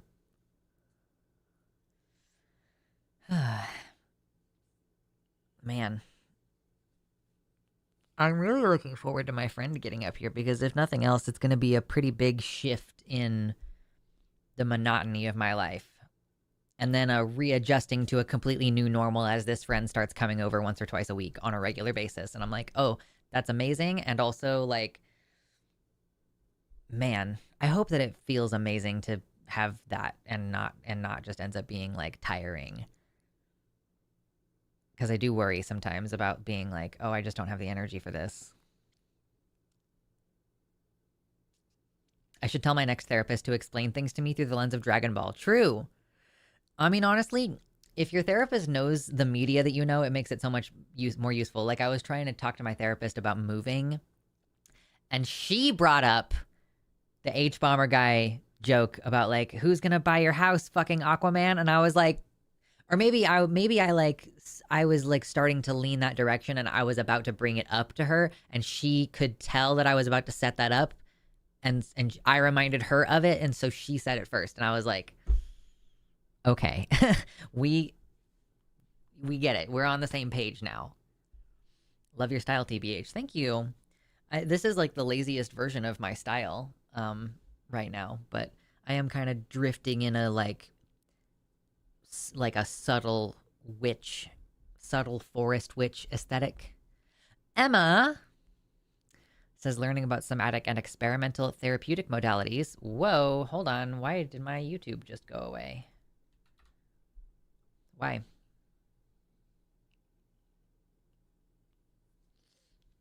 Okay, random. Sorry. My YouTube just was like, goodbye.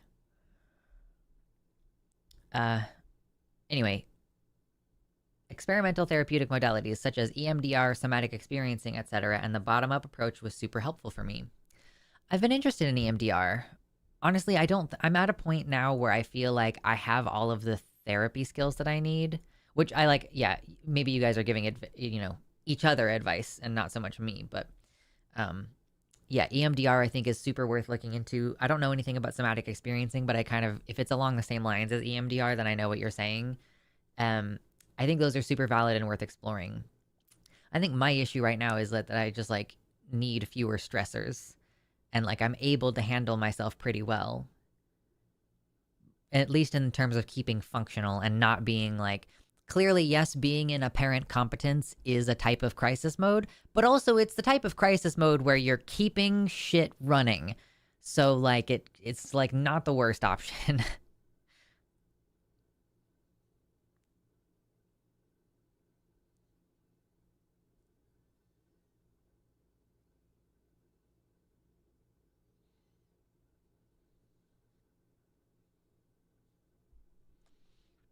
Gotta say, you got a good aesthetic. Thank you. Lazy or not, you're always styling. Okay, I'll take it. I'll take it. The base level choices like hair and glasses shape just kind of they kind of carry things even when there's no further embellishment. I also was gonna do makeup again today, but I bought one of these. It's an eyeliner pencil thing. It's for wet eyeliner. And it's working now, but the last time I tried to use it, it literally was not marking anything. And or sometimes it'll work on my hand, but then it won't work on my eye. Or, I'll have a wet paper towel to try to make sure that the bristles stay wet, and it'll wipe off onto the paper towel, but then it won't go onto my skin at all. So I need to get one of those little like eyeliners that has a little dipping pot, like a nail polish. But that's why I didn't do makeup today, because this stupid thing doesn't work consistently. Apparently it works a little bit sometimes, but not consistent. Inside, panis. Outside, calm. Exactly. See? Literally. Honestly, legitimately, I was thinking about this because I've read some people talking about, like, autistic meltdowns. And, like, me being like, I'm pretty sure I'm autistic, but also, like, I don't ever have outward meltdowns. But the thing is that you can have, like, an inwardly directed meltdown, And maybe all those years of me wanting to die was, like, kind of a form of an autistic meltdown, or, like, a getting overwhelmed and shutting down and everything. So, like, some people just kind of internalize a lot of that. And I'm realizing maybe that has been a thing that's been happening to me.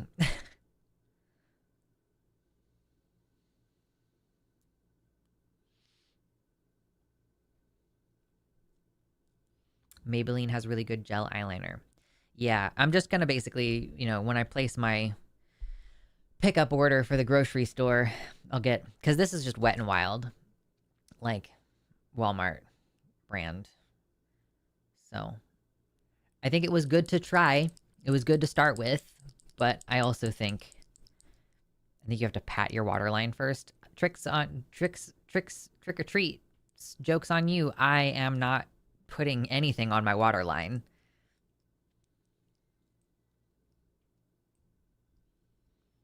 If you're actively masking, your meltdowns don't necessarily show outwardly. Yeah. I think that it's like one of those things where I freak out internally and people do not know that I'm freaking out. And I think this means, like, when I'm trying to communicate, like, I'm really seriously having a hard time. And, like, if I'm at the point where I'm telling you that I'm seriously having a hard time, like, I'm reaching a point that feels like a breaking point, but I do not know what that actually looks like aside from me just going to bed, like me just completely shutting down,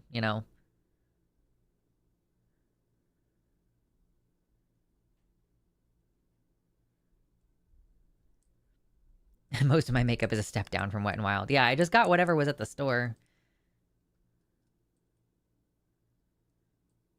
IFS framework can also be useful. I have not heard of IFS framework for therapy.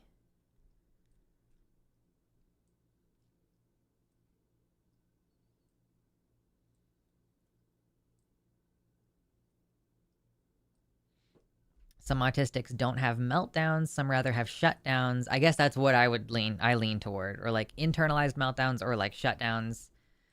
Others have done meltdowns in the past as a kid, but don't now. I don't think I ever did. Yeah, I think I basically just have consistently shut down completely.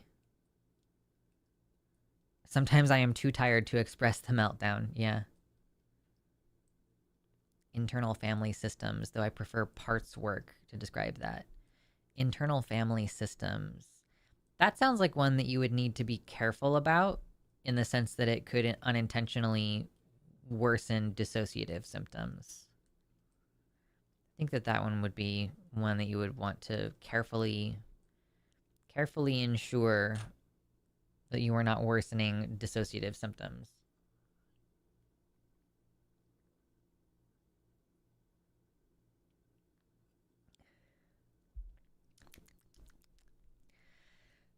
Water is great. Man, I'm wondering if I do kind of have to become a hardcore gaming streamer person in order to... Oh, hold on. 147 likes. Wow, that's cool. Oh, also, we are only like $38 away from the stream goal, at which point we will open the treasure chest, which is definitely not a mimic. Certainly not a mimic.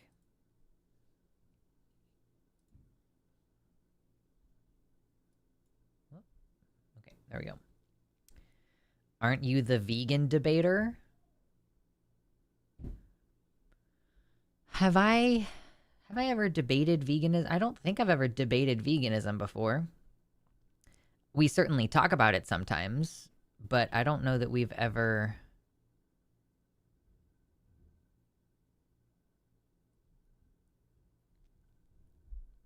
I've never done like a formal debate, or like I've never even made any reaction videos to a vegan or anything like that. Play Minecraft. It needs to be a game that I can almost not pay any attention to the game, and I'm like almost entirely focused on the chat. Like I think that that's what needs to occur. But it's hard because games take a lot of attention if they're good. Oh my god, my shirt has it. Oh, the tag was like inside my bra. That was so weird. I don't do makeup because I'm a perfectionist. I want to be great at it right away, and if I can't, then I don't bother. But I buy it. Listen, honestly, I think this has been really interesting to learn, and here's why. So I did not grow up doing makeup. So like I'm speaking to you as a person who is kind of like, yeah, I don't really care about this most of the time. It's like good for girls. I'm glad that they do it. Cool. I don't really care. I was just always kind of more on the like more tomboyish end of the spectrum. Just never was interested. And I mean, I'm curious now about it. And like, it's good to know that contouring can allow you to masculinize your face as well. So like, you know, it's not just for feminizing, but I am curious about certain looks that I really like. You know, I watch content a lot. I like it when femmes have really cool, sometimes quite dramatic eyeliner looks and eyeshadow looks and stuff. And like, I like a good bold lip color as well. And because I have so many public appearances, I'm just like, you know, let's create some more visual variety is a big part of it. And like learning about my own face has been interesting. And it has led me to look at other people's faces more in depth. So I'm learning, the disconnected bat wing. If you guys have, I'll pull up a picture. Gonna pull up a little picture. Okay, so disconnected batwing eyeliner. Like if you have hooded eyes, you can't just have like a normal like line across. Like you kind of have to do this like special little thing up here where there's like a gap. So when your eyes are open, it looks kind of like it flows nicely, but when you blink and you can see, oh, it's kind of, ooh, that's kind of disconnected. It's really interesting looking. So I was kind of dicking around with this and just kind of putting it wherever and being like, let me, mostly I've been focused on this angle right here. Like, how do we make sure that this is a good angle coming out from the side of my eye to make the eye look nice, to make it look pretty? I'm like, ooh, is it too high of an angle? Am I going too far out to the side? Is it too long? I don't know. That's the kind of stuff that I've been focused on. But also this other problem area here where I kind of just like followed this basic shape and just put it there and was like, okay, cool. And I made it looked good when my eyes were open. But what I realized is that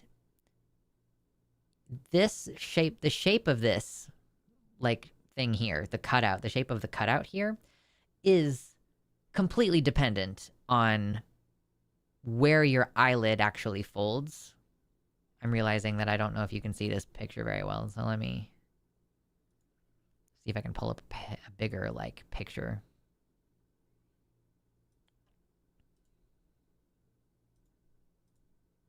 Okay, so this is kind of what I mean. So you can see here her lid. Actually, that's not quite right, but basically, like, imagine that like she's avoiding specifically this crease part, and so she's not putting her eyeliner on it, even though you can clearly see the eyeliner on her crease right there. But what I'm trying to say is, like, this is an interesting thing that I've learned, that your makeup shit, like, you have to make it work for your own face. And that includes stuff like where you put the eyeliner, like, okay. Because I was originally like, wow, in order for me to do a makeup look, I have to cover all this part of my eyelid that you can't see. Incorrect. If you do that with eyeliner, in fact, it will stick together and you'll be like prying your eyelids apart. Like, annoying. Anyway. But also, I'm looking at other people's faces more. And I'm noticing things like, oh, I see that person's eyes are kind of, like mine, they droop a little bit. Or like, oh, that person has really severely hooded eyes. Or like, oh, look at how much space there is between their eyebrows or shit. I don't know. But it's like making it to where I notice more details about people's faces. And that has just been interesting. Not necessarily positive or negative. It's just been like, oh, that's cool. And I feel like if I were the victim of a crime, I could more easily be like, oh, let me provide some like details as to what this person looks like. Not that the cops are ever gonna fix anything, but you know what I mean? Like, at least I know.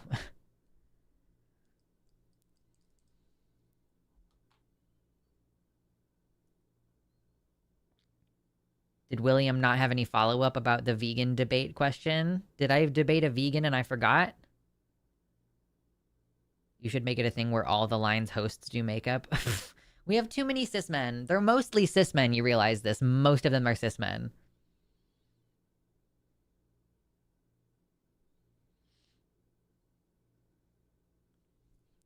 Shakespeare says, my stance is that a vegan diet is actually morally superior in its proactive approach to environmentalism and stewardship. I am never giving up bacon. However, I am never giving up bacon and eggs and cheese. I fuck up cooking vegan meals all the time because butter is amazing. Fair. I actually don't necessarily... I cannot get completely on board with the idea that the vegan diet is morally superior in terms of its approach to environmentalism and stewardship, because, like, almonds are terrible for the environment, but almonds are a big food that's pushed as a, like, vegan-friendly food, like almond milk, almond products, almond butter, and also, like, I think a good, healthy approach to environmentalism includes a good, healthy approach to human well-being, and a lot of vegan, like, common vegan alternative foods are produced with, like, an amount of human suffering that I think in any other context would be obviously incorrect.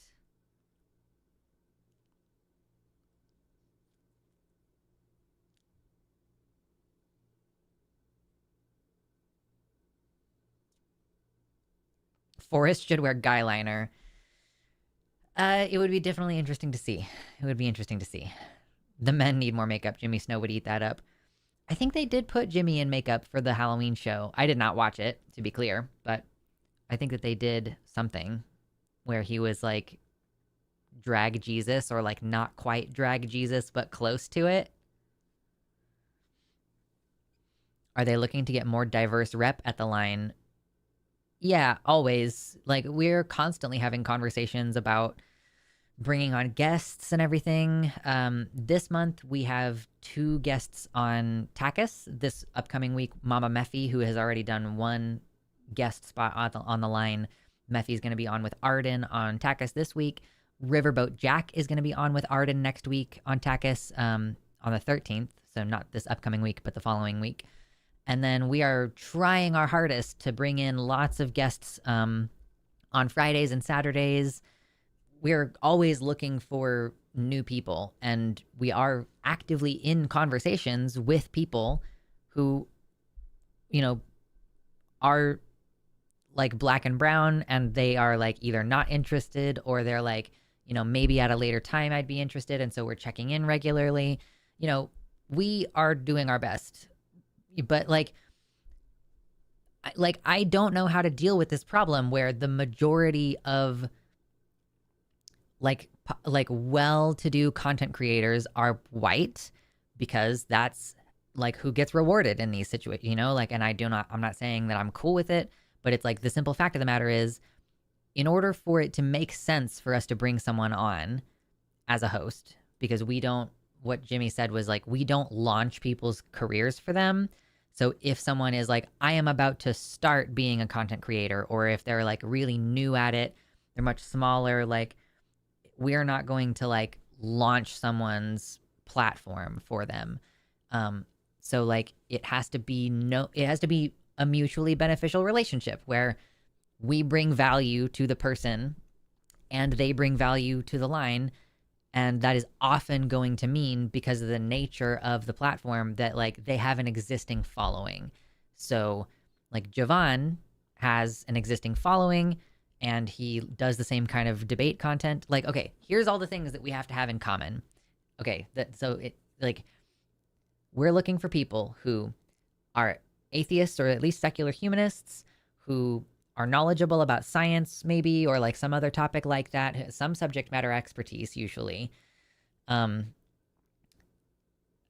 or like, you know, some kind of relevant experience, like someone who's interested in and good at live debate, and preferably who has like an existing following, so that it's beneficial to us to bring them on as a full-time person. We can have guests of like only one person who doesn't have any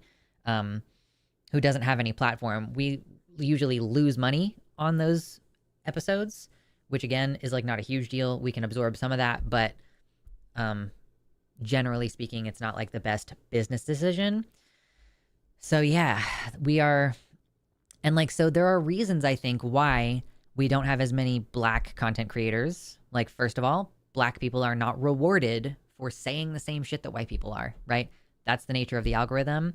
Whether they like independently, having nothing to do with us, whether they get a platform of their own, is much less common, or like, you know, much more hit or miss for Black content creators and any other people of color.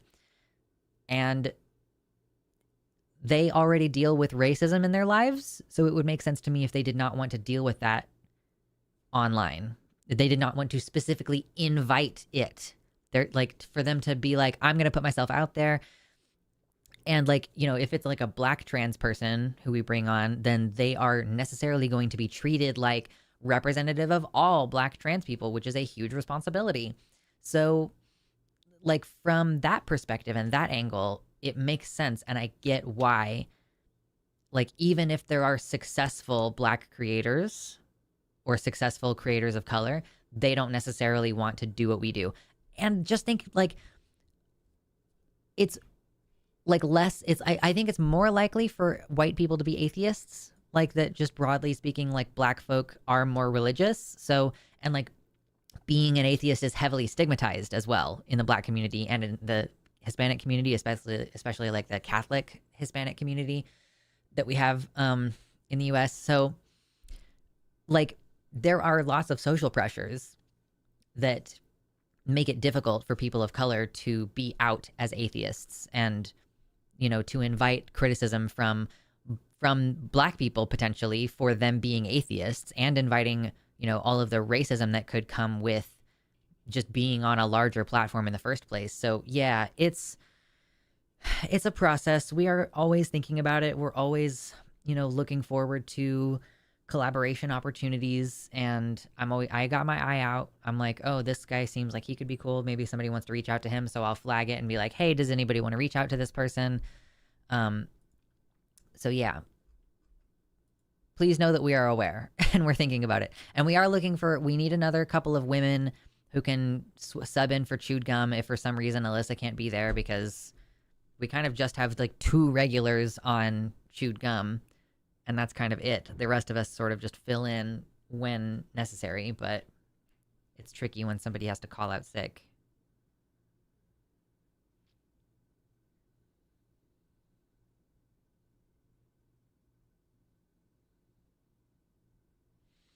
I'm looking forward to you and Javon doing a show together. Yeah, I should ask him if he wants to do maybe a Cuz I Wanna this month or something, but yeah, man, the only day that I'm really going to be... Well, I guess I could be available the day after Thanksgiving, but I don't know if... Yeah, maybe we could do a Cuz I Wanna on like the 21st or the 28th. I can ask Jovan if he wants to do that. I know that Thursday, Thanksgiving, the 27th, I'm doing Friendsgiving. I'm not gonna do any shows that day. I'm taking the day off. But possibly that Friday, unless we have some other plans. Like, this sort of depends. I guess if neither my partner nor my friend work that day, then we'll probably be hanging out. So maybe not. You have Promise back, though I guess with the time differences, she might not be available in case of emergencies. No, I don't think she's available for any of our evening shows. As far as I can tell, she's only doing Calling It Now when Jimmy does Calling It Now really early in the day. So yeah, we just don't have, the lining up of time. Because if you think about it, right, like 6 p.m. Central for her in Europe is like midnight at the earliest. I think the furthest west you can be in the majority of Europe is 6 hours later. So yeah, she's not going to start Chewed Gum at midnight, probably.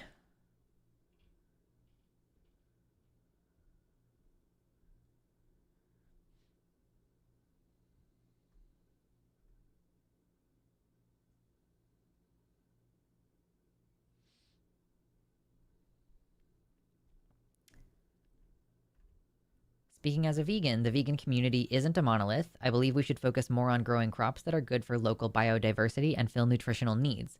I kind of view my being vegan as an extension of my communist tendencies. Humans and animals shouldn't be exploited for their labor. We also shouldn't commodify animals. If we need to use animals and animal products for survival, though, it's understandable. Yeah, I guess maybe it's just like a moral distinction where I don't necessarily... I don't know, it's like, what do you mean by commodify?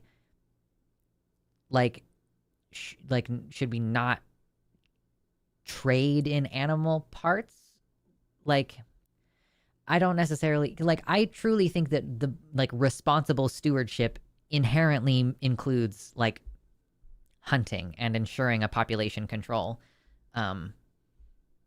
Especially in cases where predators have been removed, and obviously they should be reintroduced, and I'm not arguing that we shouldn't try to reintroduce natural predators, but we are a natural predator, and I have a moral opinion that I, as a person who lives as part of the natural world, I think it is a good thing to responsibly engage in my particular biological niche, which is a hunter-gatherer, if that makes sense.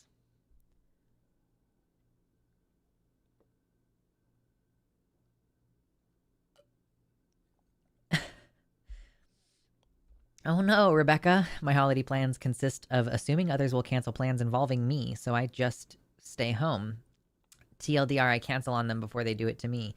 That's abandonment speaking. That's your abandonment trauma, making you abandon people before they can abandon you. I do think even if you plan to have a day in, that anybody, not just you, Rebecca, anybody, if you're not going to have something to do on the holiday, first of all, we are going to have some kind of programming on the line. I just won't be there. So we are not doing Takis on Thanksgiving, but we will do something else. Jimmy will be live for some portion of the day. I don't know what exactly they're going to do, but the plan is just to do something. So if you're one of those people who doesn't have family, we do have our live stream of some kind that we're going to be having on Thanksgiving, I think is what it says on our schedule. Yeah, so I'm getting a small game license and plan to hunt invasive squirrels to make food. Yeah, invasive squirrels. I know that, oh my God, like crabbing, crabbing is something that is partially we do it because of the fucking huge populations. But yeah, that's just my opinion. I think that responsible stewardship is, we hunt. I am really bummed out, speaking of hunting squirrels, that hunting rabbits isn't really a thing here. There is some hunting rabbits, but really you have to go into the mountains to do it, and that sucks. It's more like the small game hunting here is more squirrels. And that kind of makes me sad that I didn't pursue rabbit hunting more aggressively because I just assumed that I would be able to do it here.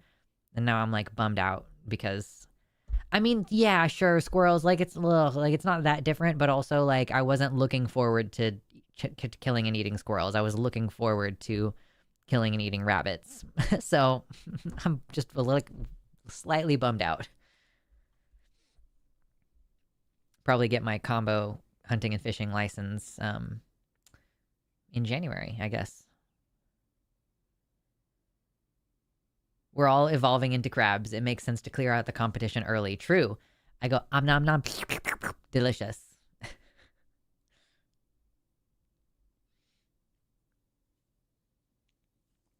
Another problem with boosting smaller creators is if they become problematic, you will be even more associated with them since you were the one who boosted their career. Yeah, that's a good point. And they haven't had the chance to develop a large history of public relations so we can see how they've handled, when controversies happen or if they get alleged, if they get quote unquote canceled. So I really wish that I could get the top of my hair up here to be curly, because it's very obviously curly down here, but then it just doesn't want to be curly up top, except my short hairs on the sides, my short hairs where they're growing on the sides, they curl. So I know that it's capable of curling as soon as it's out of my skull. Ugh, annoying. There are rabbits aplenty where I live. Yeah, it's just less of a thing down here. Rabbits are more like field animals than they are woodland animals, and there's just a lot of woodland here. Squirrels are delicious fried.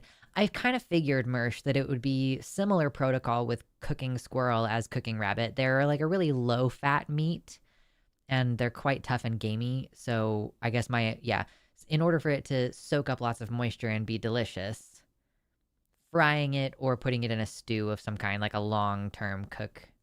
Fresh Dungeness crab is so good. I would love to try it. It's expensive even up here. I did buy some salmon recently, and it was fucking really expensive, even though I was should this not be I don't know, maybe he was we don't have any of the Chinook salmon right now, so maybe it would have been cheaper if it was Chinook salmon, but boy, I expected it to be less expensive. And I feel it's the same thing with the crab, is seafood is just considered a luxury now, and so they can charge a lot for it even where it's quite plentiful. Obviously it being fresh is great, but it's still so expensive.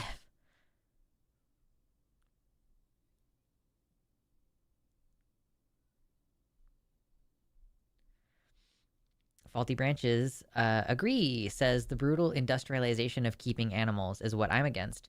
Mostly I live as a vegetarian and had a stint of being vegan, but I still fish and hunt now and then. Yeah.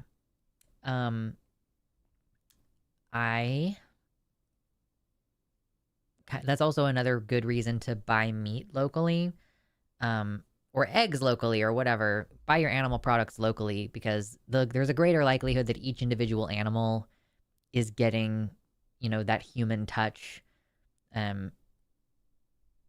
rather than, the more you scale up an operation, stuff like this necessarily has to stay a small scale operation.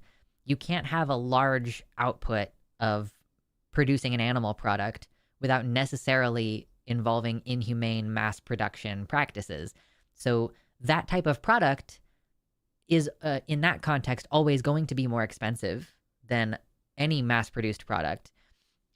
And you want it to always be that way. It has to be slightly more expensive because they can't buy feed in as much bulk. They don't need as much. They can't store it as long. In order to have enough land for each animal to be comfortable, you can't keep buying land and land and land and land forever. So either you have to restrict the size of your herd or pack them in uncomfortably close as you scale up your operations, and that's inhumane. So, like, doing it the small scale, local, humane way is always going to be like a little bit more expensive, and you should still buy it.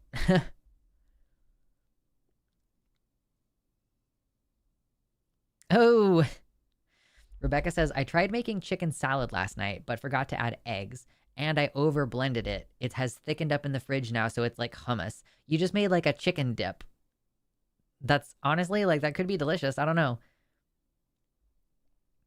Get something crunchy to like eat it with. Get some tortilla chips or something. Emma, that's a good point. Says, I expect that microplastic free food will be the next luxury since it's basically impossible to find now. I don't think that it's at all possible to guarantee that your food is going to be microplastic. I don't think it's at all possible. Microplastics are in the water. They're in the air. Like, they're in all parts of our bodies. Therefore, they are in all parts of all animals' bodies, basically. Some things like shrimp, if you're making them on like a very fast production scale, maybe small animals like that might not end up with any microplastics in their body, but it would be hard. It would be very difficult. Locally means not transported long distances to help keep costs down. Well, I mean, I think, like, hypothetically that's correct, Bobtail Trucker, but just like on a practical matter, I have now purchased local meat products, and I have purchased it from the grocery store, and I've compared those options. And even if local means we're not having transport costs, it is still way more expensive than buying the mass-produced product from the store, even though the mass-produced product at the store has a slight markup from being transported across the country. So that's been my experience. Maybe part of it is that the farms that you buy from at the grocery store are located in the Midwest, and prices are lower there versus, like, buying stuff that was raised in Oregon. Like, more expensive here.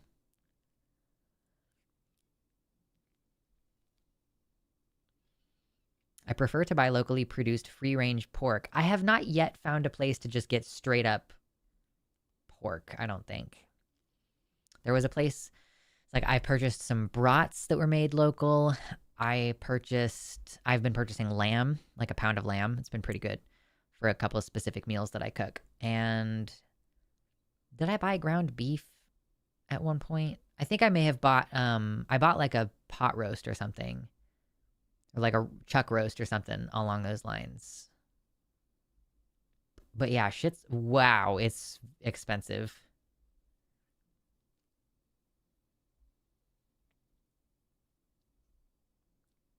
Yeah, exactly. Local costs more, but it's better. This is what I'm saying, is like, even if it's more expensive for me to buy some portion of my groceries at the farmer's market versus Walmart, and now it's winter, so the farmer's market is closed anyway.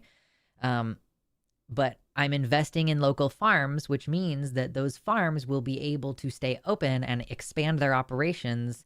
And then when global supply chain disruptions happen, because all of the farmland is drought now, all of the farmland is like no longer able to support life, then my local shit will already be like very well established and well funded and everything. And then the difference is between, like, there is food at the farmer's market versus there is no food at the Walmart.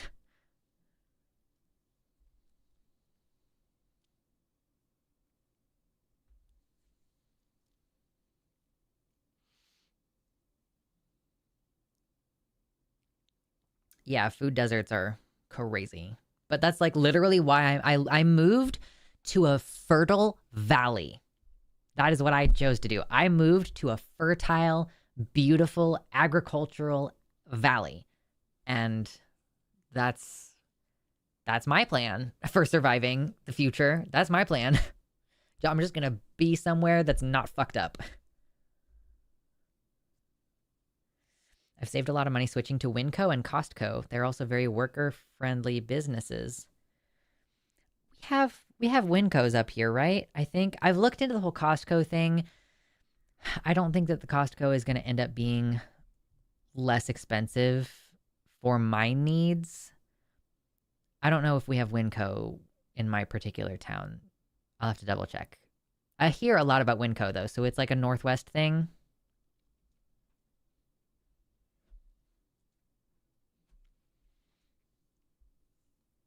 I wish I had garden space to grow stuff with. I mean, there's people do all kinds of like patio gardening setups. My partner has mentioned before wanting to do like a vertical garden type thing indoors. And I'm like, that sounds really cool actually. It'd be nice to, we could maybe grow like microgreens or lettuce in there, and then I could be confident that my salads do not have E. coli on them.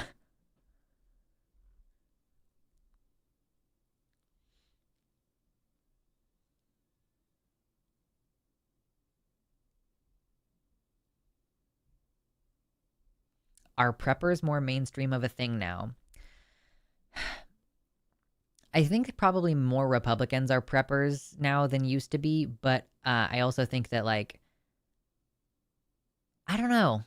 I was going to say, I feel like leftists are just like doing the prepper shit without calling it that and without being super extreme. But like, I do a lot of small things that are prepper oriented. I'm like, yeah, it would not be a bad idea for us to get a ham radio and get like licensed to have a proper radio. Just in case shit hits the fan, I'm thinking about buying a new car or a new car to me. And I'm like, I kind of do want to get a car maybe that has like as few electronic components as possible. Like does that mean that I need like a super old car? Like, do I need to find like a super old but very reliable car that, you know what I mean? So,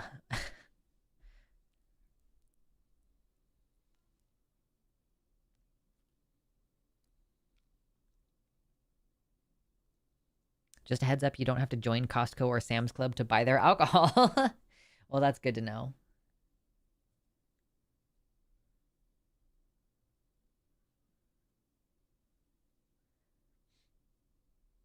Leftists are kind of prepper-like without being as schizo about it. Yeah, I know schizo is like one of those terms that people debate about, but I see what you mean. Like, yeah, I do little stuff, and I have this pamphlet. I have this pamphlet that's like emergency pocket plan. This is for like the big one. If we have the big the earthquake that we're supposed to get at some point. Apparently it seems like it's due to happen soon.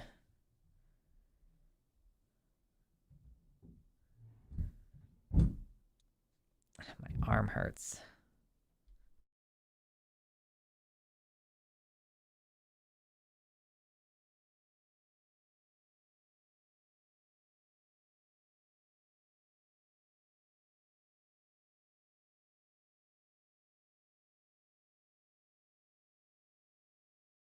The parts where my shoulder connects to my back hurt.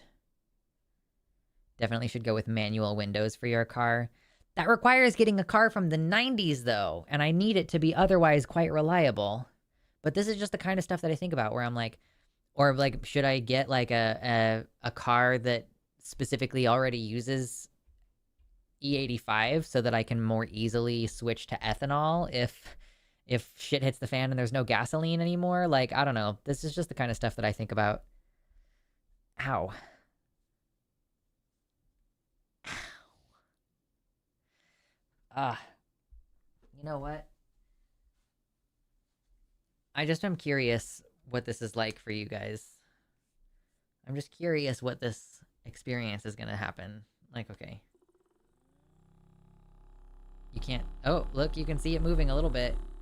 Whoop, whoop, whoop, whoop, whoop, whoop, whoop, whoop, whoop. It's so weirdly sexual. Oh my god. Ow.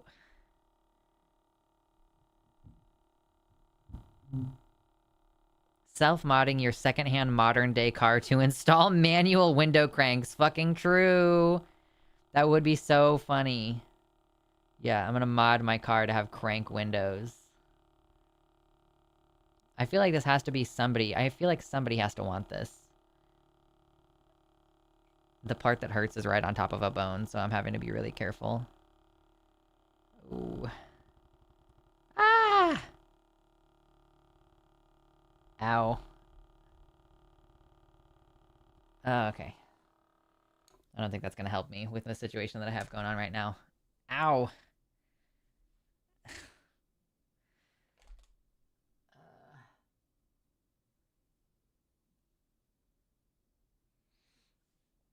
In case of an EMP, I don't know if EMP is something that I'm worried about, but I guess having a car with like fewer electronic components, like in the sense that I want to have fewer specialists that might be needed to check out my car if it gets fucked up, you know? Like at the present, like I'm having electrical issues in my car, like electronics issues in my car where like the lights and stuff are not quite working correctly on the dash. Um like, you know, why do you need a car? Do you mean like in general, or why am I thinking of getting a new car? Mostly thinking of getting a new car because I just want like something that is bigger and maybe like more reliable long term. Maybe even a truck. Like I'm not against getting a truck if it has decent gas mileage. Lux opening up a self-service massage parlor, true.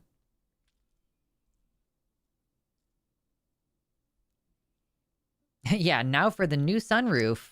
And then you like pan up and there's just a hole in the roof of the car.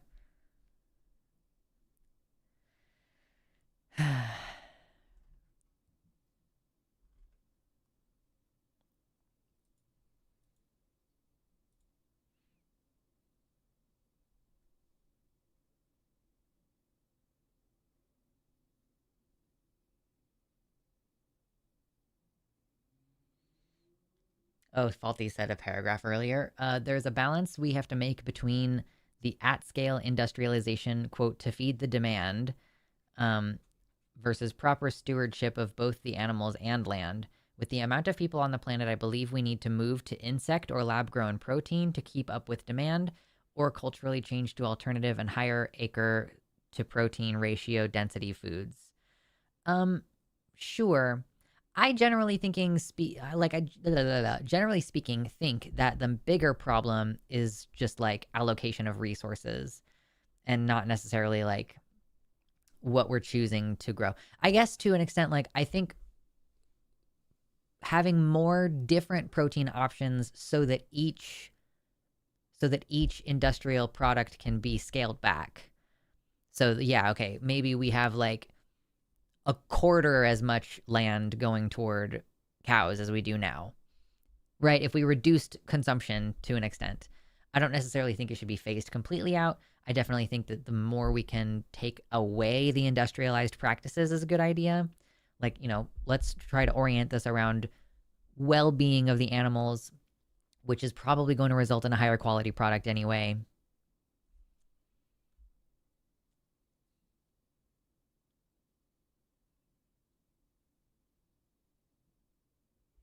I needed a car for a long time because I lived in the woods. I do not live in the woods, as may be apparent. But that's an interesting problem to have. I have lived in the woods before, but always in a house.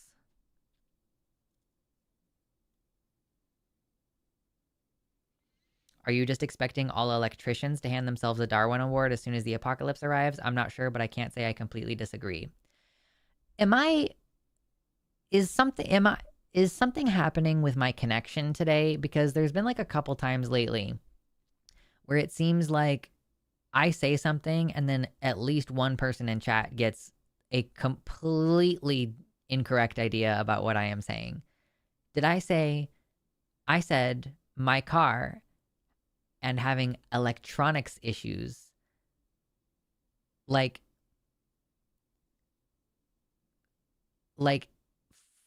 little tiny fiddly electronics issues, and like who is likely to have to like maintain an open business and stuff.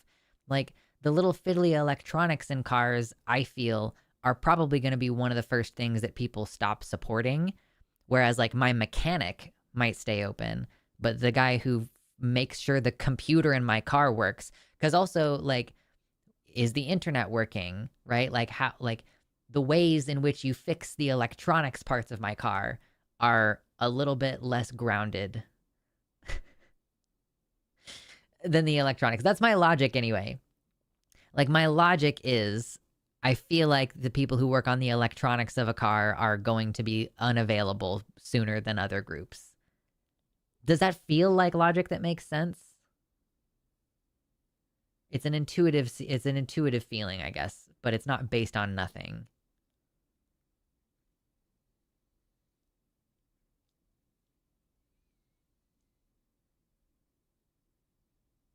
As a city girl, I'm glad to be able to rent a car instead of having to buy my own. I love having a car, but I know that it would be better if society was not designed in such a way that I feel such a profound sense of freedom and like,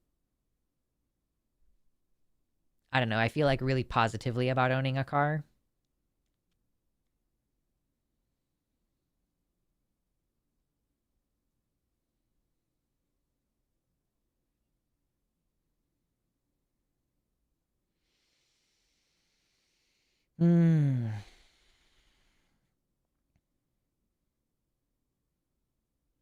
Oh my goodness. Bobtail Trucker says, I have a 3/4 ton van, but the downside is car parks and clearance.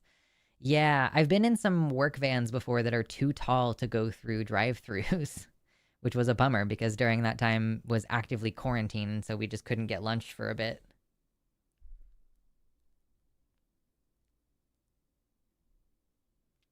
Yes, CA for public transit. Having robust public transit, I agree.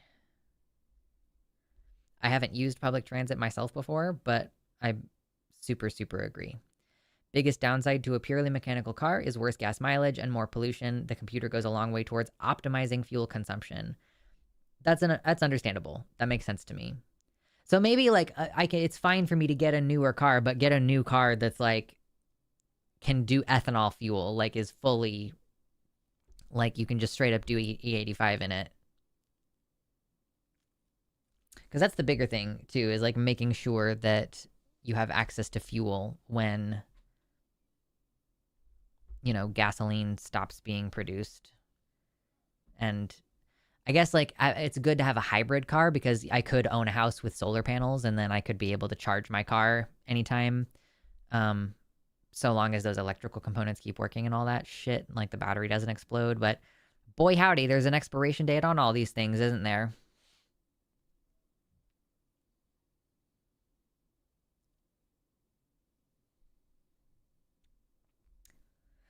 Yeah. Shakespeare says, having a car has been one of my greatest privileges this past year. It's kept me off public transit while having a safe box to sleep in. Staying connected to a social life. I've had a fairly privileged run at being homeless. Right. Like all things considered, you're like, you know, that's what I feel too, is like I have a car. So worst case scenario, like I have a place to sleep. Like absolute worst case scenario, I own my car. I can go anywhere I want. I can sleep. Like I can keep a certain number of my belongings in there, you know. So that's, I guess, part of it is, you know, I have a car, like you can't take it away from me. It's property. Like, I mean, you can't take it away for obviously, but like, you know, assuming I don't leave it parked somewhere or whatever.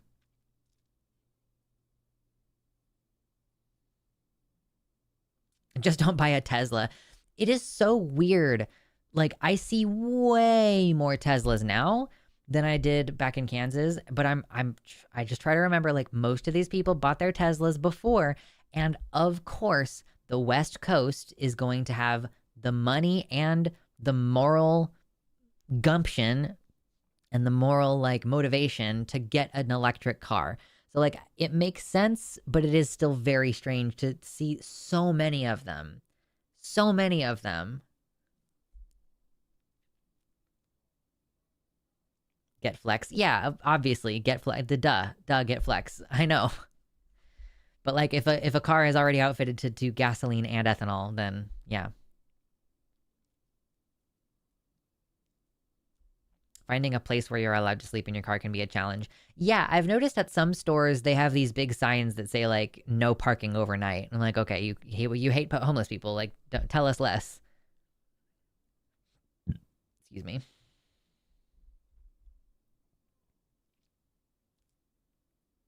I don't suppose we're going to get to our donation goal today, are we? Man, because I was going to get off of here at 2.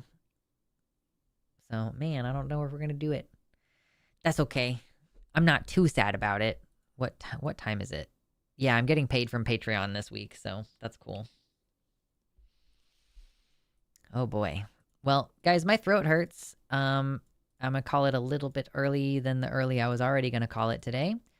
And, shore up my energy to do After Dark later tonight. Perhaps in the future, I will try to have a more solid plan for what to talk about. I just need to experience more things. I feel like the more I do and experience, the more I can talk about. Whereas, right now I'm super depressed, so I don't have anything going on and therefore nothing to talk about. But anyway, I'm going to go. I appreciate y'all hanging out. I plan to see you all on Wednesday. And then I will probably take like another week off. Because I have other shit to do. Anyway, goodbye. Wah, wah, wah, wah, wah, wah.